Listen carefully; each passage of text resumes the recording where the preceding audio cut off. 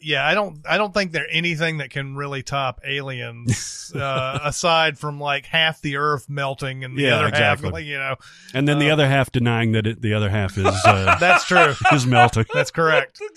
That's exactly what would happen.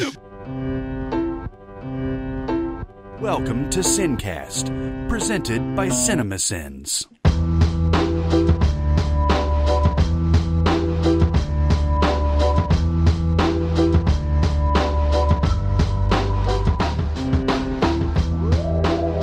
All right, everybody, welcome to the SinCast. This is Chris Atkinson from CinemaSins, joined as always by the voice of CinemaSins, Jeremy Scott. All right. Yeah, doing his Matthew McConaughey. He's dressed up as Matthew McConaughey today from the Newton Boys and from Larger Than Life. Yeah, somebody sent me a video of Matthew McConaughey doing noises like it was a supercut. Oh, nice. And it's like a 10-minute long fucking video. And just all the stuff he's doing. Obviously, Wolf of Wall Street's in there and all that. But there was that Larger Than Life showed up a couple of times. And I was like, damn. What was Larger Than Life? That's the Bill Murray elephant movie. Yeah. Oh. Yeah. Yeah. Oh, that wow. was it was right after Dazed and Confused. Matthew McConaughey was like real hot shit. Mm. And so started getting cast in a whole bunch of stuff. Obviously, like comedies were like a natural thing after Dazed and Confused. But he's like some real crazy fucking truck driver guy or whatever. And it's one of the most manic Matthew McConaughey performances you'll ever see in a terrible movie. It's a bad movie. Yeah. It's bad. But yeah, that was a long supercut. That was like just a bunch, even the most like basic of grunts and stuff are in there. But all that to say, also with us today, Barrett Scher. Hello! From Music Video Sins. Today we're going to be talking about Matthew McConaughey for 2 hours. That's right, man. I could. Yeah. I could. McConaughey. He's had a weird career, man. Mm-hmm. I actually thought of the other day a good way for us to, one of the things we've liked most about this road trip segment is how it has allowed us to talk about movies we wouldn't ordinarily talk about. Mm-hmm. I think another way to do that would be to do episodes where we break down a career, where we take somebody like McConaughey, Mm-hmm. who before the episode, doing research, we didn't know was in Larger Than Life, and we find those gems. Yeah. Because when the fuck are we ever going to talk about Larger Than Life? Yeah. Anyway. Yeah, exactly. But today we're actually doing a mailbag episode. Yeah. Daily Pod. Question. I got something to say. I want the truth. I am listening. Really, it's funny. Barrett sends the questions today, and we had 7 or 8 of these already answered, ready to go for like episodes that happened in December. Yeah. And so now we're ready to go, and maybe those questions will get answered. Yeah. You don't know. Is there air? Yeah. But yeah, we're doing a mailbag today. We're going to answer some fucking questions. Let's go. Oh, I can't wait. I love the question segment, and we just haven't had time recently. So let's go, baby. All right, first one is, what is your favorite movie that was eventually made into a stage musical? By the same token, what's your favorite stage musical that was later adapted for the screen? This person's answer to the first question is Disney's Aladdin. The answer to the second question is Jesus Christ Superstar. Have you ever seen Jesus Christ Superstar? I've seen... Yes, but the movie? I don't think I've seen the movie, and I don't actually think I've actually been to a live play. I've just seen... Okay. On TV, Yeah, Jesus Christ Superstar. that's a trippy ass fucking movie, man. And I also saw the Mr. Show parody of Jesus Christ Superstar. Oh yeah. No, I definitely saw that.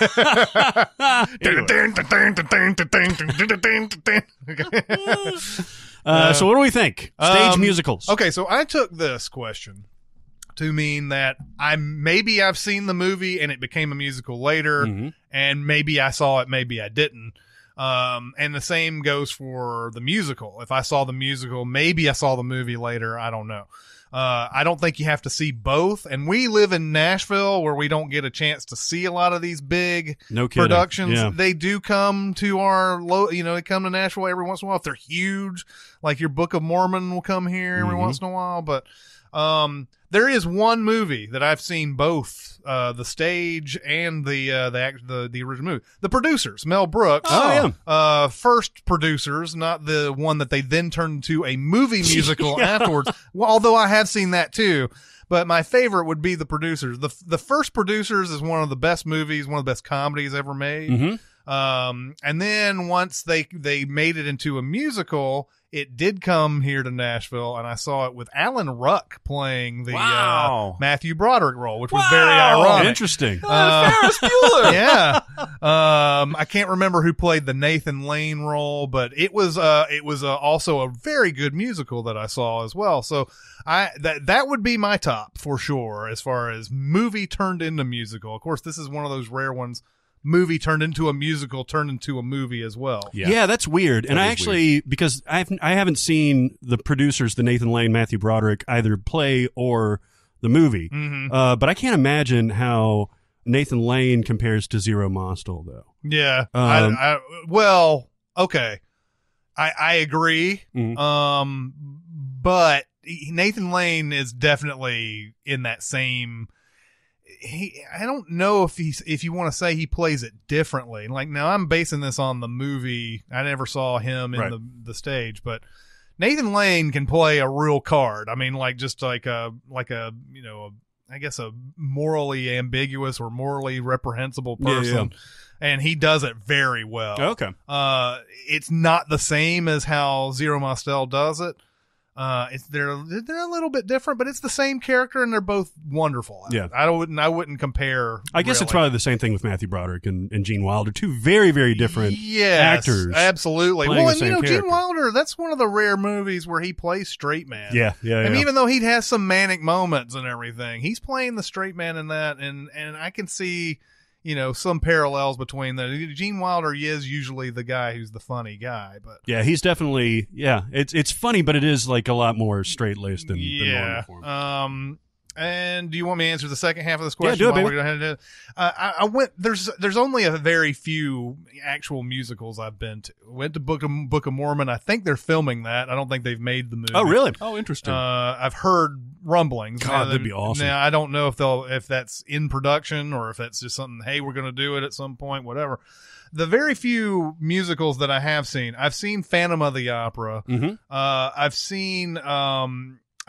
the book, and I've seen Rent. I saw that with Drew Lachey as the main guy. So he was in Nick Lachey was in 98 Degrees, right? Yeah. Was Drew also in 98 Degrees? I don't remember. Wasn't Nick Lachey the one that was married to Jessica Simpson? Yes. Yeah. But yeah, this was Drew Lachey. Yeah. What a draw. Exactly. Rent was playing co-starring Tootie from Facts of Life. Exactly. Yeah.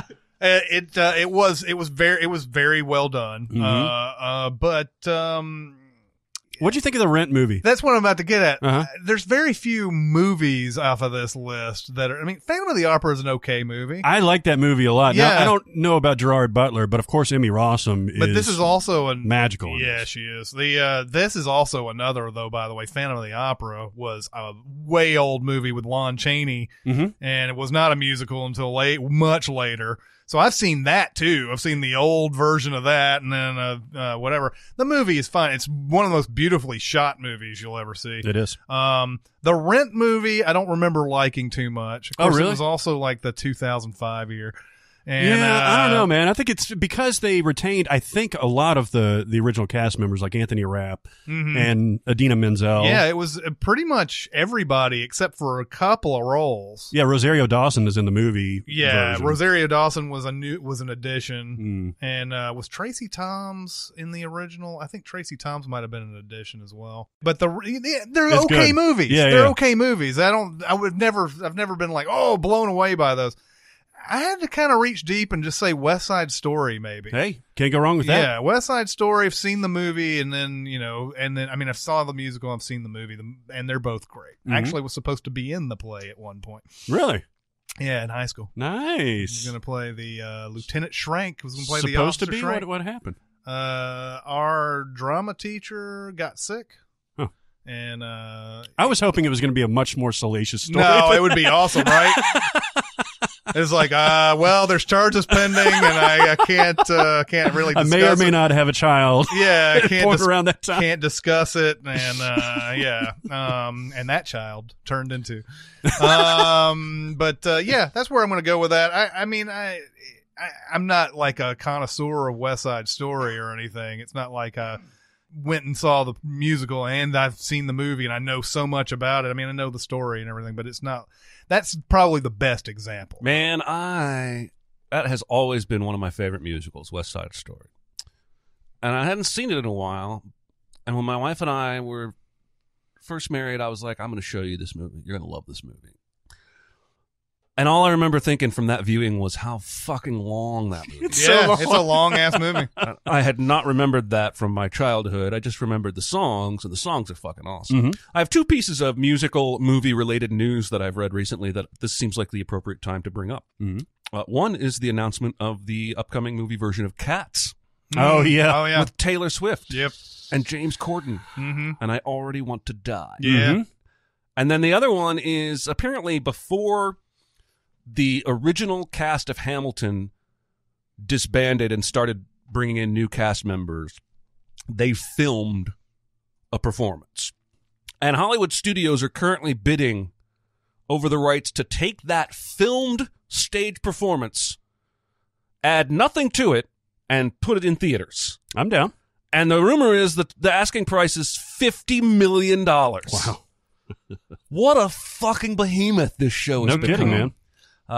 Dicer has tweeted that he's in Chicago, or was recently, and saw Hamilton in Chicago. It's one of the few official places that you can see the official show, and he made it sound like it was like a life-changing experience. That's awesome. So, you've seen it? No, I mean, it's amazing that in this day and age, there's always like out of nowhere, like a play that just captured, like Wicked was that thing, Mm-hmm. Rent was that thing, that'll just capture the public's consciousness for a while. It's very cool to see like stuff from the stage still doing that. Well, yeah, and I saw somebody tweet yesterday, like, in these times when all the news is so dark, like, the fact that Hamilton still sells out every show, that gives me hope. Yeah. I was like, you know what? I get it. So I have not seen Hamilton, but those are apparently, that's going to be coming to a theater near you. Have you seen Cats?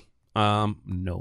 Yeah. Well, have you seen Cats? No. The play sucks. I The bet play it does. sucks. I've heard it's not good. So I don't want to see a movie version of it because it already sucks. Didn't Cats have the record for a while Yeah. there of being on Broadway for the longest time? Yeah. Does it still? It might. Yeah, it didn't. Cats sort of became like that Vegas show, right? Like It really like, did. Like, if you go to New nobody York, really- you got to see Cats. Yeah, nobody really wanted to. Like, it wasn't a. You never heard great things about it, but it was always there, and it was something to do. Well, and it's probably the kind of thing where if you were to go to New York, you can't get tickets for Wicked at that time because it's too hot of a ticket, but you can get tickets for Cats. Yeah. So number one is Phantom of the Opera. Oh, okay. 12,694 performances. Chicago is at 9,000. The Lion King at 8,600, and then Cats at Yeah. 74. See, now that Cats record was like a long time ago. Then. Yeah, because it formally closed in 2000. Yeah. September 10th, 2000. Yeah. So yeah, I interpreted the question a lot more strictly than Chris did, and I wish I'd gone with his interpretation because it leaves me unable to really answer it. So I wrote down the only stage musicals I've ever seen in my entire life are Book of Mormon, Fiddler on the Roof, The Mikado, and my nephew's production of The Little Mermaid. Nice. So I can't really answer the favorite stage musical turned into a movie because none of the ones I've seen on the stage have been turned into a movie. And then for the other one, I haven't really seen the stage musicals. I've only seen the movies. So I ended up just boiling it down to Sound of Music or West Side Story. But I think Sound of Music would probably win that for me because it's not 3.5 hours long. I was in my high school's production of The Sound of Music. Were you? I had 5 seconds of stage time. Were you the... I was in the festival trio. Oh, nice. The festival trio. What are the like people who go on stage at the end before the Yeah, Okay. exactly. So Nice. Anyway, Good work. but that's a great movie. Okay, mine's a little bit weird because I did see Spam-A-Lot on Broadway when I think the time that we went up to visit you, Chris. Yeah, it was in. I think it was in. Well, no, it was actually fully going on at the time. I remember going to New York. Let's see, 2005, and they were in previews during that time. You couldn't get tickets then either. But by the time I moved out there, it was in full force. And I think you had to have seen it around that time. Right? That is the funniest play that I've ever seen by far. I've heard that. Now, this is based on Monty Python, The Holy Grail. In fact, it says it's lovingly ripped off from the original. But it also has some elements of Life of Brian and Meaning of Life. It's got like always look on the bright side of life and stuff like that. It is fucking hilarious. The only time that I've laughed harder in the seats was when I saw the South Park movie in the auditorium. So it's really, really funny. I saw it on Broadway, and then I saw it later on. Did you see? Was David Hyde Price in it when you saw it? No, it was the original cast was like Tim Curry, Hank Azaria, David Hyde Pierce, and people like that. I saw some very good performers. I think I remember one or two of them, or I noticed, or I knew who they were, but I don't remember who they were. But obviously that's based on Monty Python and the Holy Grail, which is one of the funniest movies ever made. And for the reverse of musical to movie, I got to go with Grease, because I've seen both of them. And the stage version is just never going to have that feel of the movie, because the movie has such a great scope, and you know that you can pan in on characters. You've even got like the split screen of Sandy and Danny. Yeah. So yeah, I got to say Grease is my Grease is the word. Yeah. So good. I love that movie so much. All right, next question. What's the shittiest movie you've ever seen in terms of ratings on IMDb? We're probably the wrong people to ask for this, but that's okay. Me and my friend once watched a movie called Spiders 3D from 2013, and it has a 3.4 on IMDb. Now, we're about to crush that. Yeah. Why would we be the wrong people to ask this question? Because we watch shitty movies for sinning purposes. Yeah, but I mean, okay. And we watch a lot of movies. Okay. I just thought that, I mean, I don't know what makes it unique about us that we wouldn't have seen some of these movies. For example, would you ever watch Birdemic if not for sinning purposes? Well, I did. Yeah, he did. He saw it. Oh, you watched it before? I saw it at Belcourt. Oh, was it one of those midnight shows? Yeah. In fact, it was a midnight show, and it was being touted as one of those movies that's as bad as The Room. So I was like, gotta see that. In fact, I think I've seen every movie that I listed and it wasn't for sin purposes, except for Dragon Ball Evolution. That's the only one that I saw strictly for sins purposes. But every one of these movies I'm about to rattle off, I saw them before that. Nice. And some we haven't sent. So yes, Birdemic, I've seen that. That's that's like in the like bottom 10 somewhere, 6th, 7th, somewhere around there. And it is, I still don't understand people who think that shit's on purpose. No. Like there's gotta be something in all of our brain makeup that, you know, there's some people who just don't get that, oh, that's so bad it has to be on purpose. Yep. No, it doesn't. It's just that bad. Birdemic is bad. House of the Dead. Now you'll find that Ua Bowl is a mainstay in this bottom 20, 30 of the IMDb. I watched House of the Dead. I was a Thursday night projectionist fucking thing that I watched. Oh, it's atrocious. And I remember having to come home and I was like, I'm going to write a review for this shit. And I wrote a review for it and I was like, God. And then something happened to the review. It was like late at night. I wrote, like it was in the morning or whatever. I wrote it, I published it, and it was gone. Holy shit. And I had to redo it and everything. I had written this really funny ass review because House of the Dead is awful. It's bad. Is that Paris Hilton? And no, she was House of Wax. This is Kelly Rowland was in this, right? I don't know if anybody's in House of the only Dead. person that I remember being a name in this was Jürgen Prochnow and there was Clint Howard. And there might be a couple of people who became something later that I just don't remember. But I'm not seeing anybody on here that I recognize. But Jürgen Prochnow and Clint Howard are the biggest names, I think, in the movie. Then I'm surprised people cared enough to rate it. Son of the Mask is on here too. The Jamie Kennedy horrible movie. I did see that shit. Then I went further and I saw that the Epic movie. You'll see that Jason Freeberg and Eric Seltzer make that list a lot. Epic movie is one of the worst. Alone in the Dark, another Ua Bowl movie. And then Geely, which I don't. This is mob mentality to me. Geely's a bad movie, but it ain't Alone in the Dark fucking epic movie bad. This is one of those things where, because everybody remembers when that movie came out, it was already being said that it was one of the worst movies ever, and it had like a week. It had a week in theaters and it was gone. Sony pulled it that Thursday. I said, all right, well, I guess we tried, you know. But Geely's on there, which I don't agree with. then Dragon Ball Evolution, and then Date Movie, which I remember writing a review for, and I put a picture of a garbage dump on it instead of an actual screenshot. Date Movie is awful, and then Troll 2, and Troll 2 is obviously horrible, and then Blood Rain, another Uwe Boll movie starring Christiana Loken of Terminator 3 fame. Man, she was going to be a thing for a hot minute. Yeah, she was. Where'd she go? I don't know. Well, she made a Uwe Boll movie, I guess. Yeah. I wrote down House of the Dead. That's the only one I've seen anywhere near this list. It's a 2.0. I think it probably deserves less than that.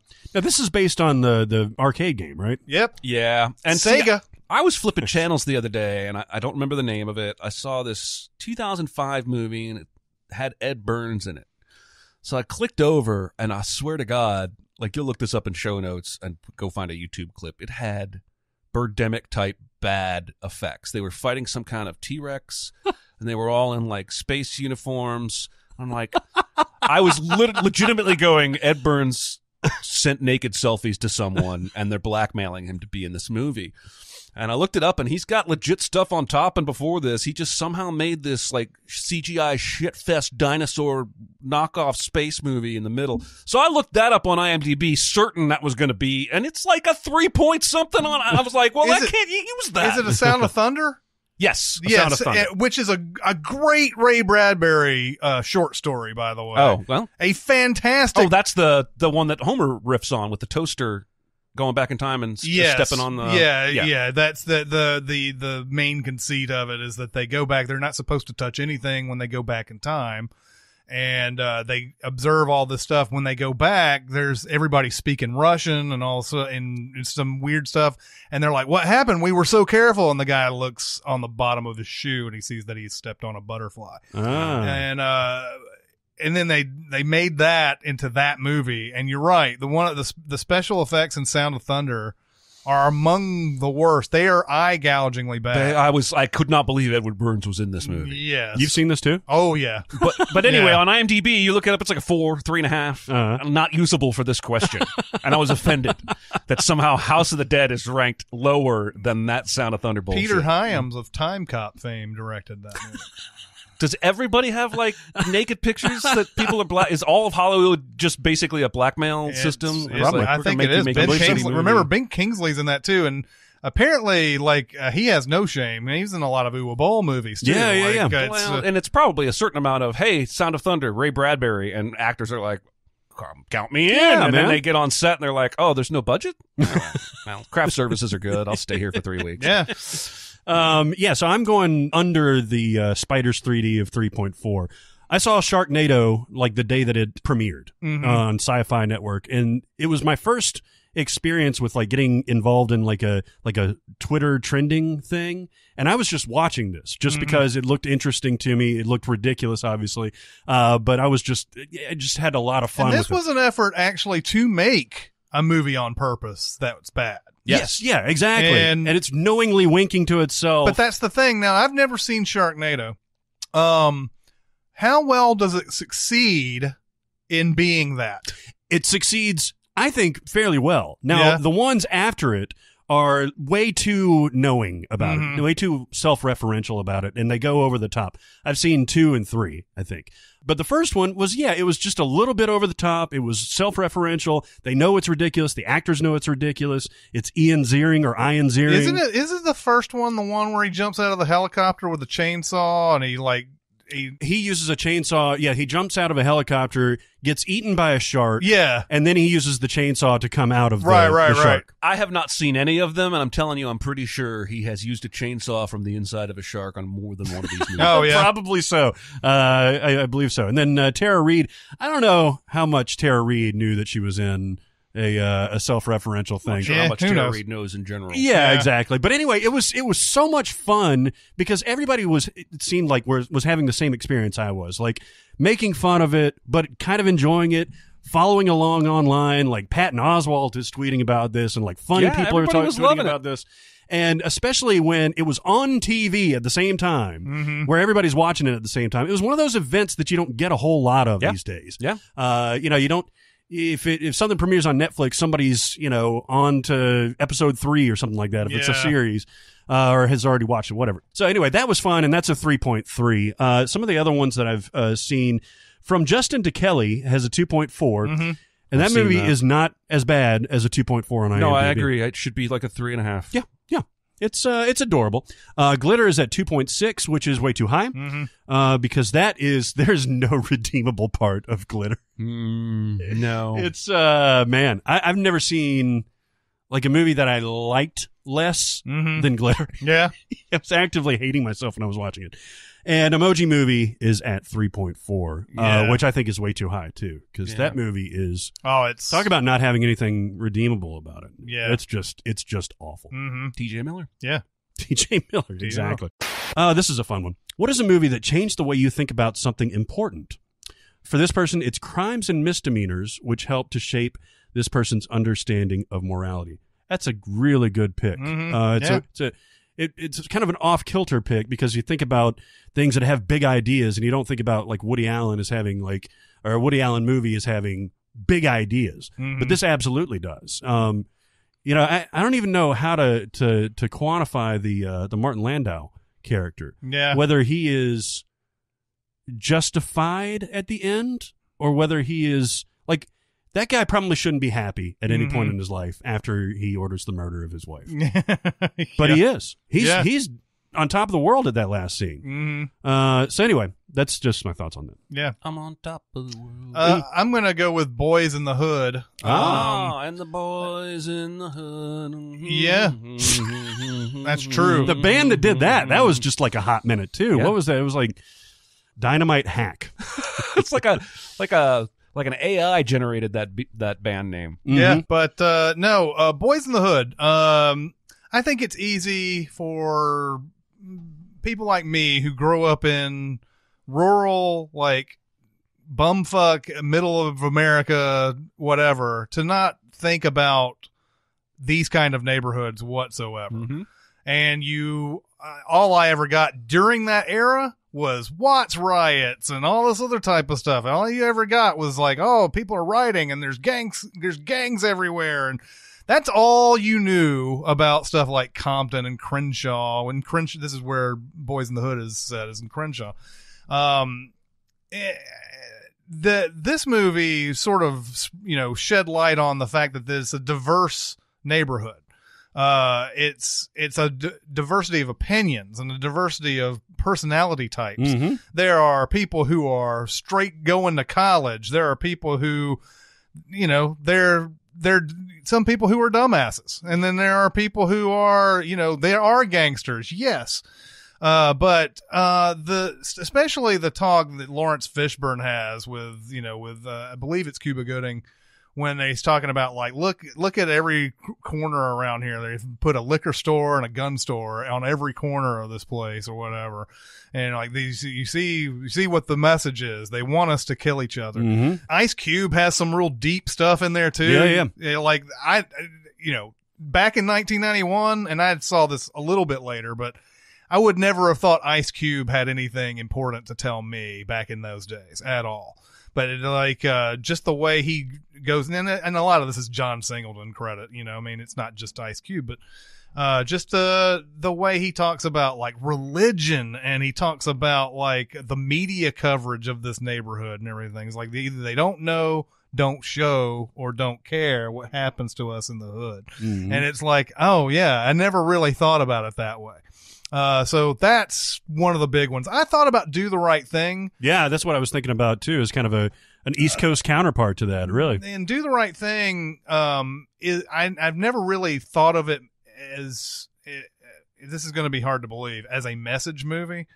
Because when you look at it the first time, it just seems like a day in the life. And it is. That's what it is. It's a day in the life. And it does have messages about race and stuff like that. And it's not anything that I had not heard before, but like the stuff at the end where they're talking about like police brutality and everything like that, that is something that I had never really thought about before. And obviously at the end of Do the Right Thing, the cops go way overboard. There's this idea, like, Yes, they have a very tough job and they have to make split-second decisions and everything.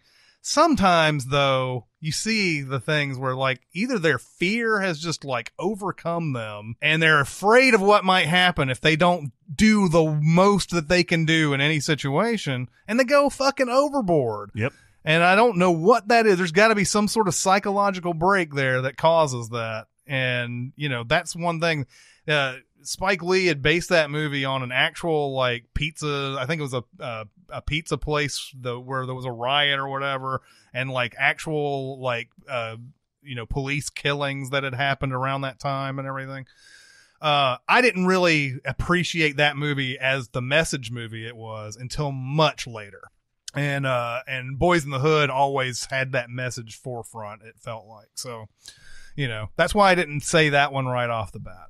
That's a good pick. Yeah. Well, real quick, I'll mention that along the same lines, I think Schindler's List was like this for me. And I think I mentioned before that in school, all I ever saw were words describing the Holocaust and some still pictures. Mm-hmm. And when Schindler's List came out and showed me that world, it had never been real to me in the way that it was after seeing that. And then, of course, I went and saw the Holocaust Museum in D.C. after that, and that's even more of that experience. But to answer this question, the scope of it, right? Well, yeah. Because you're told numbers, and it's like, all right, well, numbers. But then you see the amount of humans that are transported from place to place, and you're like, and this it wasn't can't just be possible. It wasn't just simple, just kill. It's a whole bunch of other just ridiculousness going along with it. Yeah. That's what. Yeah, I agree with you on that. That's one of those things when you first see Schindler's List. Yeah, you've just heard statistics. Is all I've heard. Yeah. But my real answer is something equally deep and personal that I didn't mean to be personal and deep when I wrote it down. But Gone Baby Gone shaped part of the reason I don't have kids. And it's not because really of anything in the movie as much as I think you come out of that movie and you feel bad for the kid. Yeah. I tend to think Casey Affleck did the right thing, but that kid still has a terrible mother who doesn't care about her. And the movie ends with me very worried about that kid. Oh, yeah. And it started me thinking about, because, this movie was 2007. Mm-hmm. My wife and I were married in 2007. And up until the point when we were married, and for the first couple of years after we were married, we were like any other couple. We were planning to have kids. We were joking about what we might name them. And then this movie was one of, I would say, a half dozen things that started us thinking about what a responsibility it is to have a kid. And the anxiety that she and I both deal with, and our anxieties are different, but both passed down to us from our parents. And so the first place I started was, can I, with my anxiety, even do what a dad is supposed to do? Like when my wife and I leave town for the weekend, I lose sleep because I'm worried one of my cats is going to sneak out and run away forever. How much worse is that shit going to be when it's a kid? How am I going to drop a kid off at school and not lose my goddamn mind for 8 hours? Yeah. I'm going to have panic attacks if I have a kid. But then there's more to that. Even if I somehow overpower that, am I, through nurture or my DNA, nature, am I passing on that anxiety to my kid? And it came to a point where it just became not worth it for me. And I don't have enough good reasons to want to have a kid to overpower that. I just think I would be too anxious to be a good dad. And when you combine that, you disagree. I can't because you could be totally right. Well, I'll never know. It is a transformative experience for sure. I mean, I got my life more back on track just because I had to. A lot of people have said that. Yeah. And I mean, I don't deal with constant anxiety just as a regular trait. But yeah, you do have those moments, especially in the early years where, like, you know, is he sleeping too much? Is he breathing? You check on it. Is he not sleeping enough? All this stuff. Like, is he getting enough to eat? All that stuff. And, these days, what really struck me about what you said is dropping him off at school, especially these days. Yeah. And that is something that I have lost a lot of sleep over. Yeah. So, yeah, no, I can't disagree with you because you're probably right. Whatever decision you make is the right one for you. Well, I tend to, I like that we took our time making that decision and we didn't, rush into, okay, we're definitely doing this or not doing this. But there were a lot of other factors. My wife's father was diabetic, and so there's some genetic concern in passing that along to kids. And so ultimately, that's the conclusion we reached. Now, if we had, I know a lot of people who have really great reasons to want to have a family, and I support it. I really, really do. I just don't think I could do it. And I think I would fuck that kid up enough that I would ultimately feel guilty. That's one thing I would disagree. I think you would be a terrific father. I don't think you'd fuck up a kid, at least intentionally. Well, no, I wouldn't do it on purpose. But this decision that you've made is much easier to reverse if you change your mind later on than the other way around. That's true. Yes. So you made the right decision for now, for sure. Yes. No, I agree. Anyway, when I wrote that down and emailed it, I wasn't thinking about how I was going to get into some personal stuff, but I don't really mind sharing that because it's true, and I've been pretty honest about my anxiety anyway, and this is just one of the ways it's affected my life. So there you go. I've started seeing a lot more, by the way, a lot more actors and just performers coming out about that type of stuff. Yep. The most recent was Bo Burnham, of all people.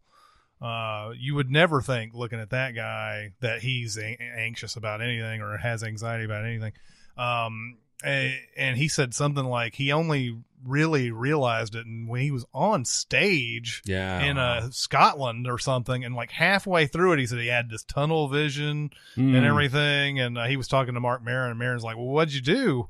And he's like, I soldiered through it. Wow. And I was like, I don't know how you do that. You know, that's crazy to me.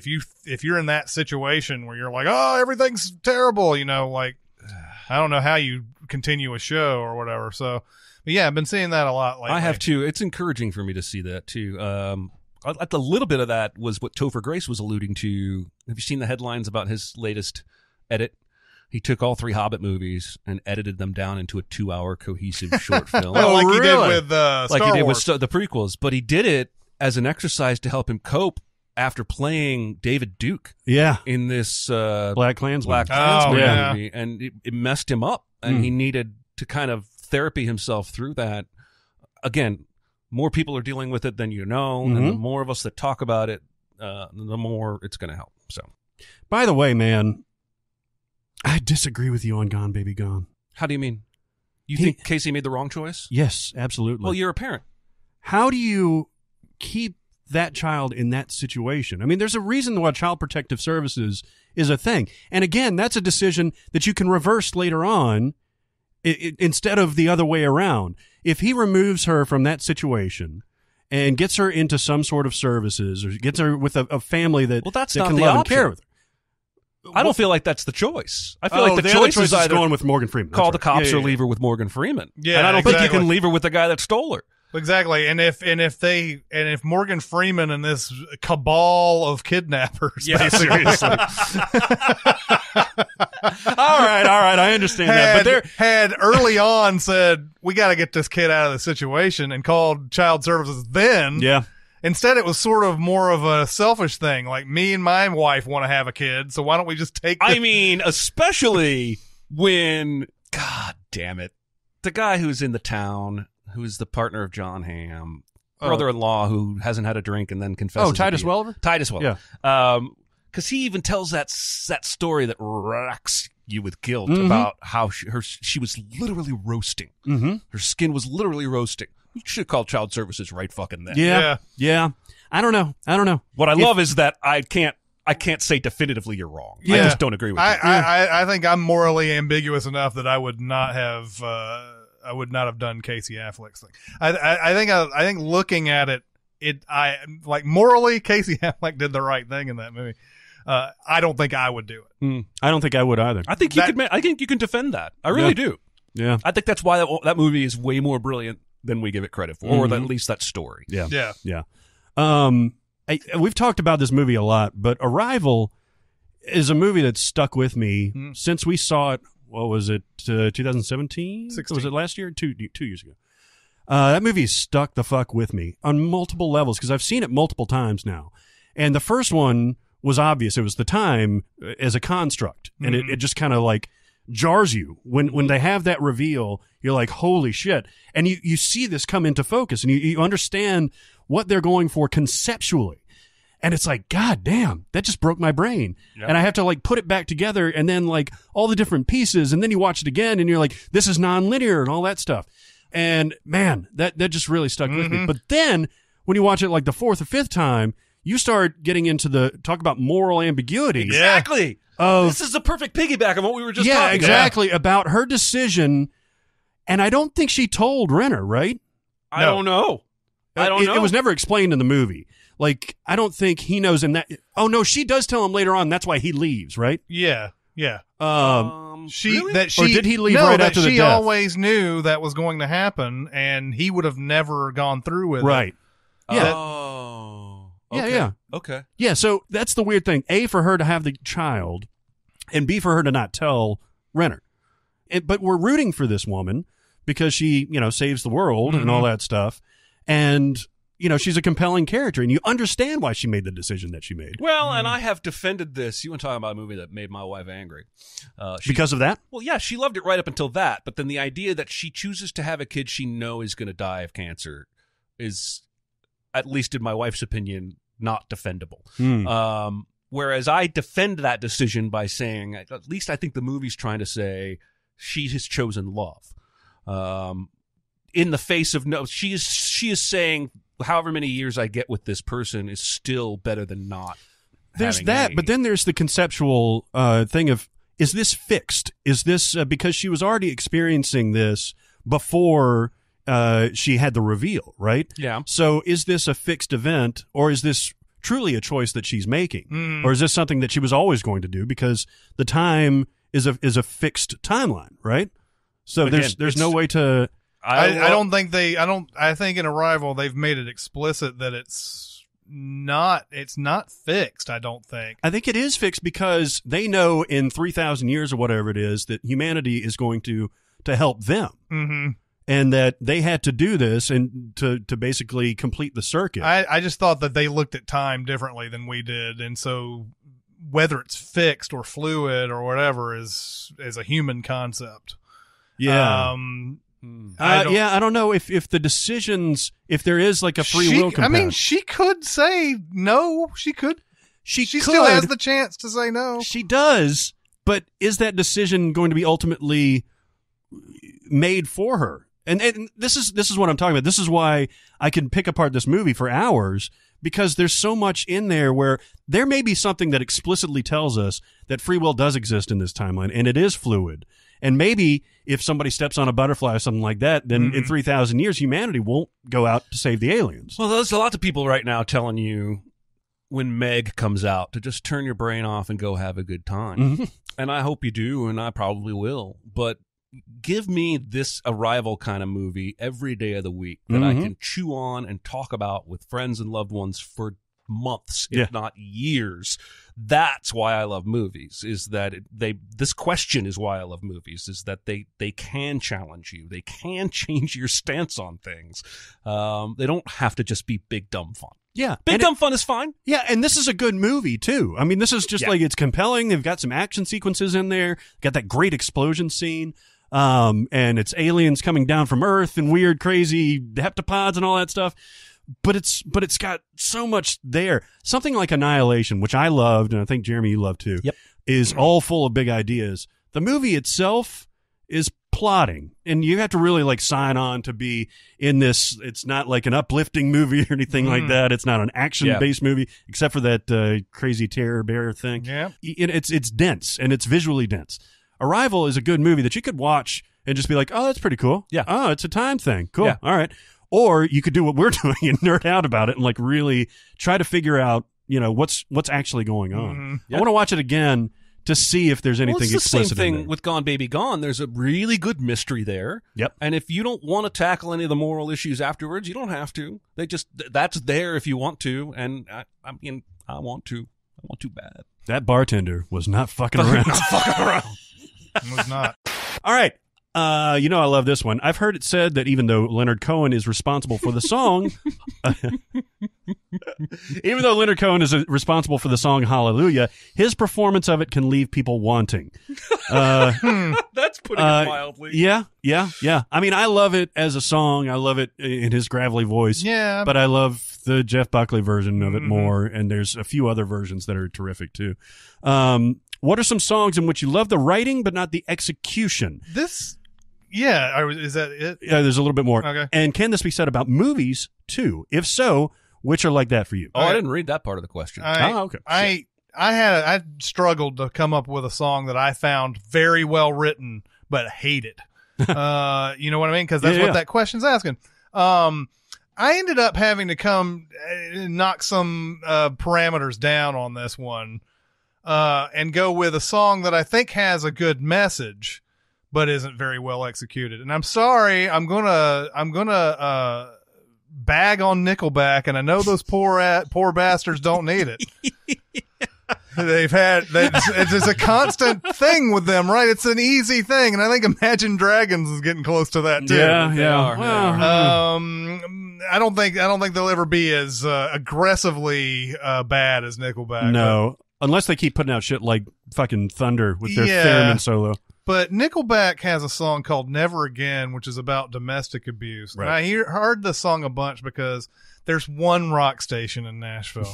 And back in the day when this song was on and I didn't have satellite radio, I would hear this song ad nauseum. Mm-hmm. It's about domestic abuse. It's about basically from the perspective of a son watching his father beat his mother. That's pretty much what it comes down to. But I hate the goddamn song so much, man. There's a whole thing where it's like,꯫ father's a name you haven't earned yet. You're just a child with a temper. This is actually probably a badly written song. Yeah. And it doesn't fit the parameters of this question. But the idea is good.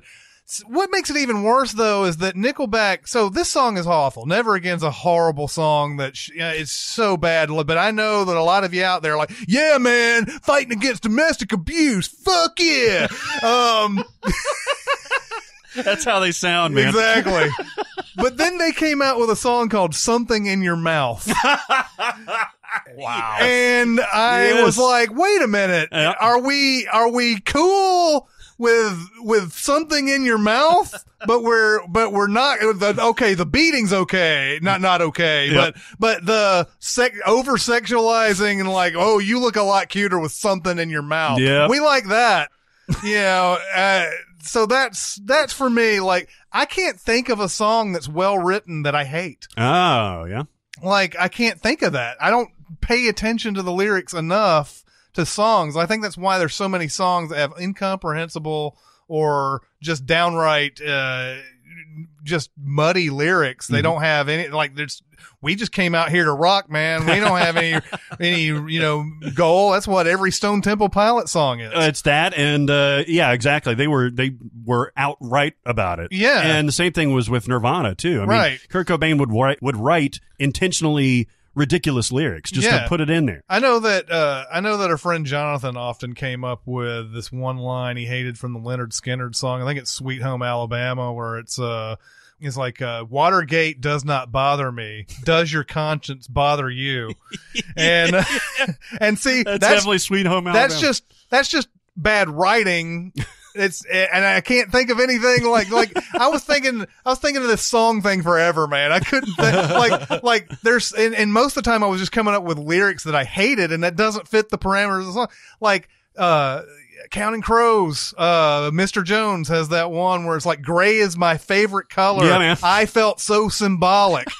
Yesterday. Fuck you. Hey, if we're talking about terrible lyrics from good groups, there is that Love the Way You Lie. You remember the Eminem and the Rihanna song? Yes. And he writes a lyric where he's like, I'm seeing you through a window. I guess that's why they call it window pane. Yeah. Oh. Right. God. What the fuck? Yeah. What the fuck? I never really thought he was all the way trying on any of those Rihanna collaborations. Definitely not. They all go platinum. Every single day. I love that song. Monsters yeah. in my bed. Mm-hmm. Yeah, Rihanna just comes out and she could say something spoken word or whatever, and it would be shit. a That's right. hit on shit. Billboard's Top Yeah, man. 100. So all it is her talking. I know it's hot. I did have a movie thing for this. It's the same sort of parameters though. I don't feel like Hunger Games and Divergent and Maze Runner and all those movies are particularly like well written or anything. I do like the stories though. I like the idea of this dystopian future where you put, teenagers in these things and they're like, they have to play a game to get out of it and everything.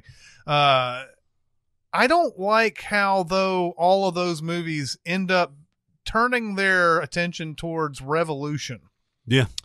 And I know this is a weird thing to say, but I actually don't want them to, I've said this before, I don't want them to get out of the Hunger Games. I want them to always play the Hunger Games. I want them to use their wits to get out of the big 3D world that they've been put in, and I want them to keep. Now they fucked up in Hunger Games right off the bat by saying that they randomly select these people to go in. It's usually not the same people over and over. They do that All-Star version, that Survivor All-Stars version. Yep. Later on, so that sort of circumvents it. But Hunger Games, for about 2/3 of its runtime, if you go from the first movie to the last, it's all about let's topple the government. Mm-hmm. Oh yeah. And so is Divergent and definitely Maze Runner. Yep. Which Maze Runner, I've finished that series. I don't have any idea what the fuck that was about. Makes no sense to me. I have no clue either, man. Makes no sense to me. Well, okay, I've never read the books. Mm-hmm. But the way the movies play, it suggests the first book was written without any concept of where the series would go after. Oh yeah. And that where it went after was like, well, I'm going to write this to be a cliffhanger, and then I'll make something up if it sells enough. Yeah, exactly. I think that's exactly what happened. And their agent came and said, man, this is a big hit. You need to write another one of these. Yeah, but not the maze. Yeah. Do something with the word Right. Scorch. Right. Some kind of trials. Yeah, it's like it's pretty hilarious at the end of Scorch Trials. They're like, you see Thomas, the main character, he's like, I'm going to save Minho and it's going to be great and everything. And they're like, well, do you have a plan? And Thomas is like, and it's like, oh, he must have a plan. And then you find out in the next Maze Runner, it took him 6 months to figure out what the fuck to do. Oh my God. That's the type of thing. Revolution can be a good movie, but when you've put this mysterious, it's like Lost, right? Yeah. You put this mysterious thing that's got all these little like, oh, what could it be? And all this stuff. You make this little magical mystery box and then you turn it into That's why The Running Man works so well on its own. That's why The Long Walk from Stephen King, another Stephen King, that's I think finally getting adapted. Why that works. Mm-hmm. There is no explanation given to why they're made to do this. It just works. Yeah, just go along with it. Stop having a Donald Sutherland. You've got a beat at the end of this. Stop having that. Who was the guy with the young guy that designed the chamber in the first movie with the crazy Hunger beard? Games? Yeah, no, it's Wes Bentley. I could have sworn it was Wes Bentley. Yeah. All right. I was like, I think he's talking about Wes Bentley, but let me make sure first. All right, so I don't have a movie answer to this question, but I've got a hot take for the music answer. All right, because the way I interpret this question, and again, could be not the way the question asker intended, but I don't care, was a song that is good, that the original performance is not enjoyable to you, most likely because of the style of the music. Yeah, or you've heard like, the yes. second thing. Like so, like the about. reason I don't like Leonard Cohen's Hallelujah is that it sounds like an old man singing it in a church. Yeah, it does. Whereas I've heard plenty of other people sing it in a much more mournful, soulful, emotional, passionate way that I connect to. And I don't connect to the way he sings it, but the root song, melody, and the words are the same. Mm-hmm. So my answer is Mark Cohn, Walking in Memphis. which I think is one of the greatest songs ever written, and I can't fucking stand it. Oh, really? Because of his voice. It's just a little too stage musical-y. Oh, you got a friend in Memphis. It's like, Yeah. That is definitely a hot take. I don't like it. This is like one of my brother's favorite songs of all time. And I can totally respect the words, the symbolism, the melody. I just can't listen to Mark Cohn sing it. I can't. I totally agree with you, actually. I didn't realize that I agreed with you because I like that song too. But yeah, it's like, I'm walking with my feet over here on the beer. Yeah. I can't stand it. So somebody with a voice I like more, record that song. I need Toadwet Sprocket to record that song. Oh, yeah. Actually, no, that was a bad choice. But somebody with a good... Need Guster to do it. Oh, no. Chris, Country Boy. Stapleton. Ooh.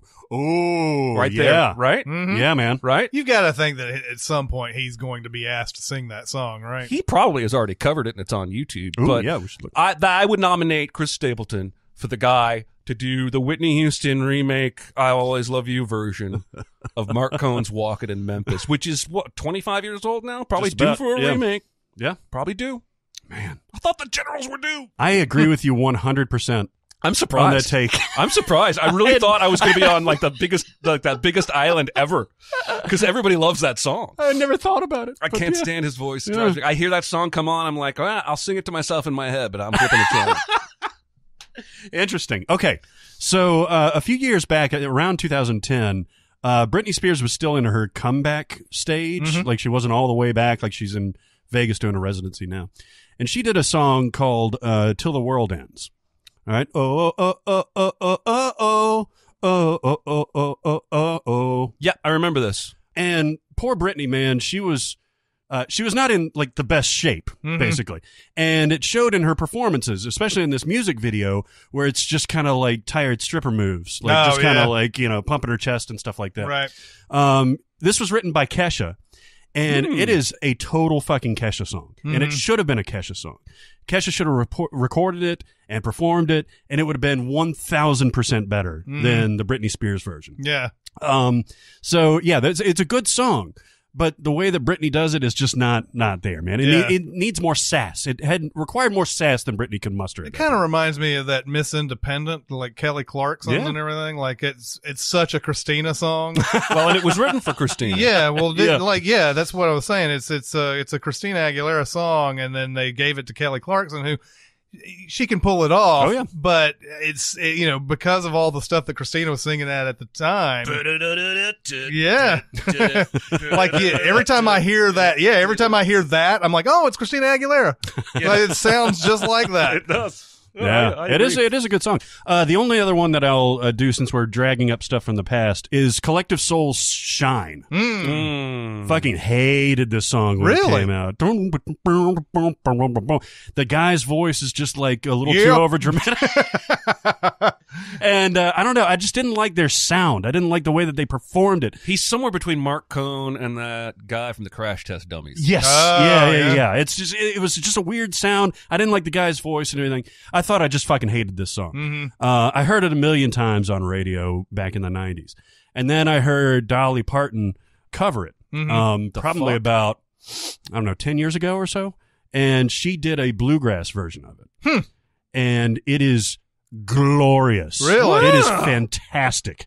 Now, I love Dolly Parton in just about anything, but she's just stripped down and just like folksy and just delivering it straight How to did your she gut. ever even come across that song? I'm sure she has handlers that are like, Guess hey, it's- here's this thing from 1996 or I guess whatever. it's the same thing as Johnny Cash doing Hurt. Yep.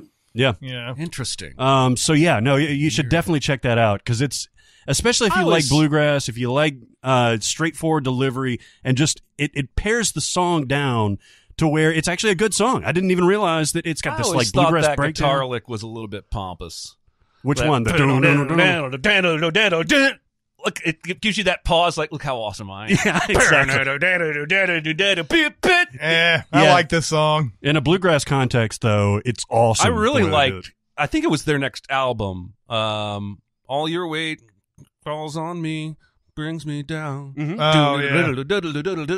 That's the lick that I liked from Yeah. him. They also had that "The World I Know" Yeah, that song song's that was good. really good, Yeah. and it had a really good I was music about to ask video if too. you liked that one Yeah, too. yeah. I liked Shine. I didn't know there was derision towards the way they did that. I didn't like it. I Yeah. wasn't a fan. And for the movie version, we've talked about this before, but I caught it a little bit the other day. Mallrats. Ah. Mallrats is written every bit as funny and as acerbic as Clerks. Yep.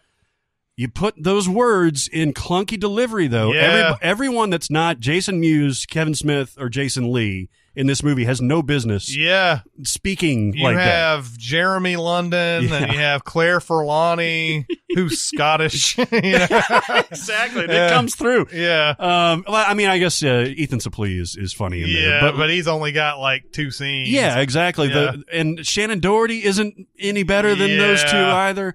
Really, it's just Jason Lee that gets to like really get out there and like espouse all this stuff. I can't express myself monosyllabically enough for you to understand. And Ben Affleck, of course, is good with this too, but he's playing an asshole. Yeah, So, but yeah, definitely great writing, bad execution. What is your favorite cast ever assembled in a film and or TV show? This person's TV answer is American Gods, which is filled with stars playing to their strengths. And this person would say The Phantom Menace for movies. Ewan McGregor gives the best performance, but every actor chosen is one I love and other stuff. Now, I can't agree with those choices. Yeah. Well, But I like the question. I like the question a lot. It's the problem for me is that I feel like I could give any one of a dozen answers and feel like I'm giving you the right answer for me. So I ultimately settled. I don't know why I'm jumping ahead of Chris in line here, but I ultimately settled on The West Wing Oh, yeah. for television show because I don't think there's a single character down to the recurring that's miscast in that show. All right, so Martin Sheen, Allison Janney, who else? Stockard Channing, Channing. Rob Lowe, Oh, yeah. Bradley Whitford. There's I a forgot, like, half of dude this that gets cast. torn in half in Lost World. Oh yeah. What is his wait. name? Isn't he in that? Oh yes, he is. Toby Ziegler is the character's name. I can't think of the actor. Richard Schiff. Richard Schiff. But they're all just really well cast, and they have a great. But see, a lot of times people talk about what's the best cast, and I could rattle off something like Heat that has. Oh, it's got Pacino and De Niro. But for me, this question is about chemistry. How well did they fit the roles, and how well did they play off of each other? And then for movie version, I went with. Well, I just read it, and I've forgotten it. You saw it. Alpha Dog. Alpha Dog. I love that cast so much I forgot the name of the movie. This seems to just be perpetually showing up on Stars or Showtime like every other week. And I can't it overrules anything else I'm watching every time I see it on the guide. It's just mesmerizing to me. And I think a lot of it is that everyone was just really well cast. And most everyone in this movie, this is before they were as famous as you know them as. Almost everyone. Not Bruce Willis and Sharon Stone, obviously. And it just it makes me wonder what Nick Cassavetes has been doing with his life if he's not making more movies like this and starring in Face Off. It's just such a home run. You're right. It is the chemistry is perfect there. Like Emile Hirsch is perfectly slimy. Justin Timberlake is perfectly party dude. Yes. And then the kid Anton Yelchin is perfectly innocent. Ben Foster is perfectly Ben Foster. Like Yeah. drug-induced roid rage. I mean, Nick Cassavetes, he didn't make movies like this before or after. Yeah. I think he sort of got a perfect whirlwind to happen to make this movie. Maybe. And yeah, it must have been everybody who was hot on the casting call sheets at the time because it's kind of got that Outsiders, as far as casting is concerned, feel where that the stories that the actors tell about the Outsiders is that everybody who was up for anything back in the day was up for the Outsiders, and they got nearly everybody that was hot back then to do that. That's why there is it's Cruz and Dylan and Ralph Macchio and all these people. My favorite part in there is where I think it's Ben Foster gets hit like with a beer bottle over his head, and you think, oh, that must have hurt him. It only makes him angrier. Yeah, like it's more rage. Ben Foster is a fucking scary asshole in that movie. He is. And we forget, like, Lucas Haas is in this movie. Oh, yeah. Olivia Wilde is in this movie. Vincent Kartheiser's in this movie. Amanda Seyfried. Dominique Swain. Mm-hmm. The movie's just fucking packed with people. And they're all great. They're all perfectly cast, and they all play off of each other well. Is it Sean Hattassi who's the put-upon guy that works for... Yeah, I think it's Hattassi, but yeah. Oh, okay. But he's perfectly cast in that role as he's like the one member of the crew that everyone dumps on. Yeah. Like he's the low man on the totem pole. Is he the one that eventually kills the dude? Yeah. Yeah, that's right. God, I need to watch this movie again. I've probably, at this point in the last year, I've probably now seen this thing 10 times. Really? I cannot turn away. And it starts with that opening credits where they got little Anton Yelchin's baby pictures and they're playing that Somewhere Over the Rainbow cover. Yeah. And it just sucks me right, because I know he's, not only is that character dead, the actor's dead. And it just kind of gives me that double whammy of, anyway. And that movie was made while the trials were still going on. Wow, I didn't know that. And that's the reason why I think it took a while for it to get a release, because the information that the producers were getting for this movie to make this movie were things that they needed to talk about at the trial. Oh, wow. So I don't know how they got greenlit on the movie in the first place if it hadn't already gone to trial and all that, but apparently somebody snookered somebody. Well, it works out really well, too, because every time a side character is introduced, you get kind of like a freeze frame and an on-screen title card saying, this is witness number 14. Yeah. Saw this such and such crime, yada, yada. Everybody gets that kind of label as you go through the film, and it kind of reminds you you're watching a true story. Mm-hmm. Yeah. So for TV, I'm gonna go with The Office. That's a good pick. And it's one of those things, like, so you got your main core there. Steve Carell, John Krasinski, and Rainn Wilson are your main core, and you got Jenna Fisher in there. But, like, all the people who you would consider no names in this are perfectly cast. And it's mainly because they've written good characters for them, too. And they were writers, too, right? Mindy Kaling, BJ Novak, both of those people. Oscar Nunez, I think, was. I think Oscar Nunez was writer. What's his name? Toby. The guy who plays Toby was, like, not even an actor. Right. I can't even remember what he was on that, why they ended up casting him or whatever, but he's like not even an actor, but he's perfect. He's so perfect. But you go through all these, like the Brian Baumgartner guy, and just like all these just different characters they've written, and they only have their moments or whatever, but they just really just fill that entire production with and they're just all perfectly. You have that Creed guy. He was in a psychedelic band back in the day. Oh yeah, yeah. Like the character, the person, the actor himself was in a psychedelic. Yeah, wow. Well, later on, The Office started getting ridiculous. I mean, they started like they had James Spader on there for a while, which is a pretty good arc. But but like they had Kathy Bates and Will Ferrell and Jim Carrey, and it just started getting. I've watched those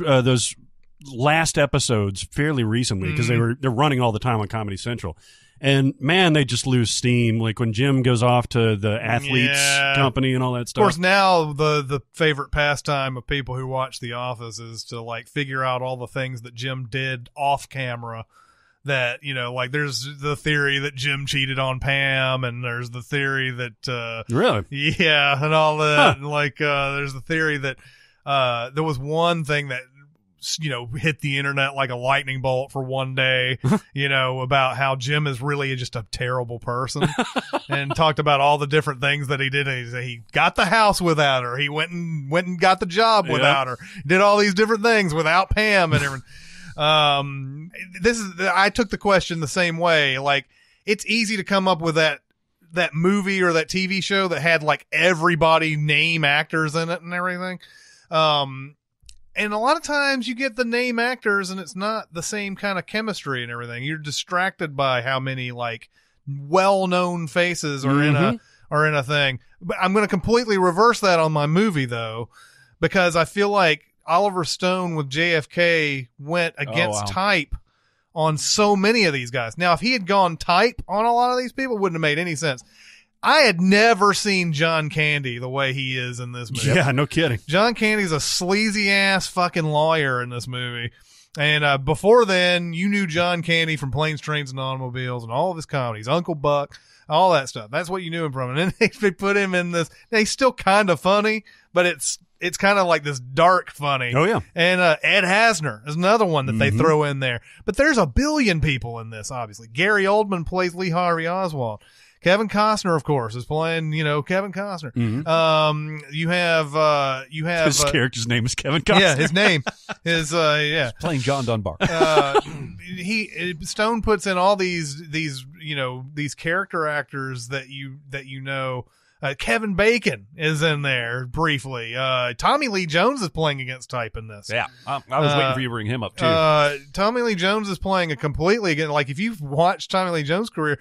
Some of his Tommy Lee Jonesism is in this, but he's playing a gay New Orleans socialite. Yep. Like you don't see Tommy Lee Jones playing that anywhere else. No.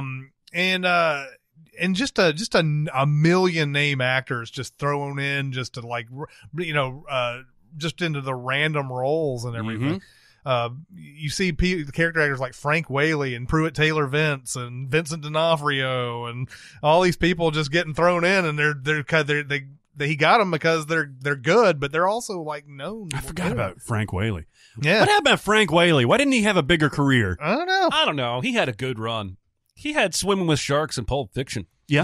That was a pretty good run. Well, yeah, but that was kind of it. Was it him in Career Opportunities? Was it him with yeah, I think it was. But yeah, I mean, he just kind of petered out. Maybe Yeah. he's doing directing or something. He's probably directed like a season of CSI. Yeah.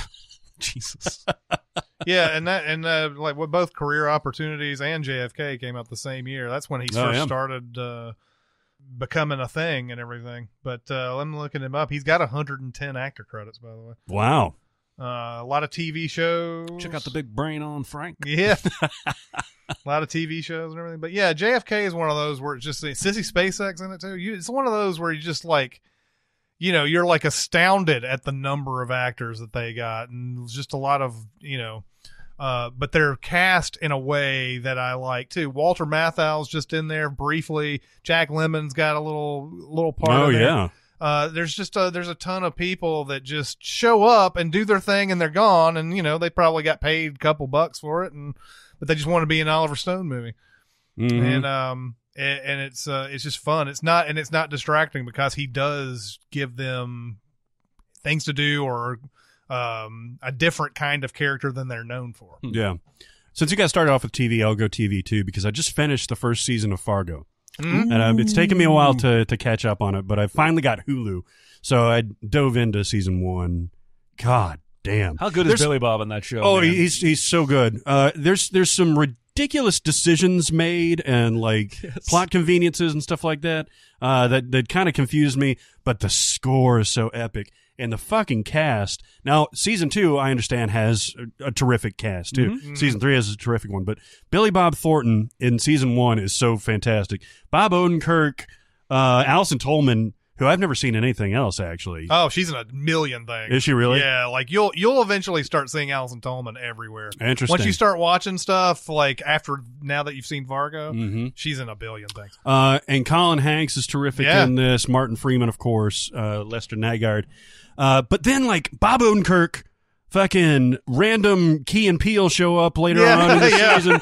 I'm just looking at some of the stuff. Stephen Root is in there. Glenn Howerton, just a crazy, super tan instructor. Yeah. I love your butt right now. It's really, really great.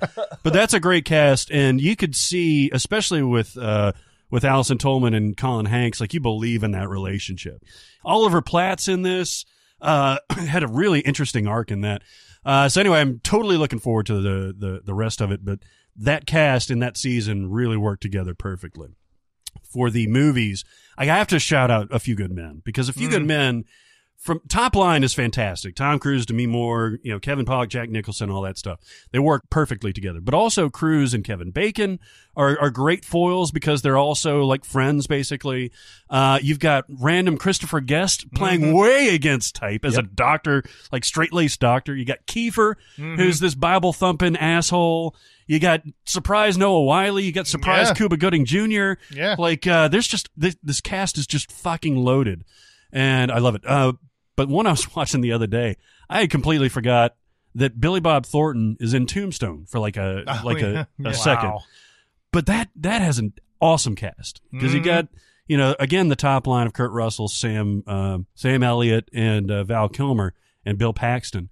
But then you've got cameos by Billy Bob and Jason Priestley, Billy Zane, Dana Delaney. Like, you've got these great Thomas Hayden Church, these great actors that just show up randomly, and they all work together perfectly on that too. I love that movie so much. I haven't seen it in a long Powers time. Booth, Michael Biehn. Powers Booth. Michael Biehn and Val Kilmer. Those scenes with Johnny Ringo and Doc Holliday are just sizzling. They're so good. Speaking of Michael Biehn, did you see that new still from the upcoming Terminator movie that I tweeted about? I did. I didn't know that because I didn't have any context and I was on the road. I didn't know what that was from. I didn't recognize Linda Hamilton. No.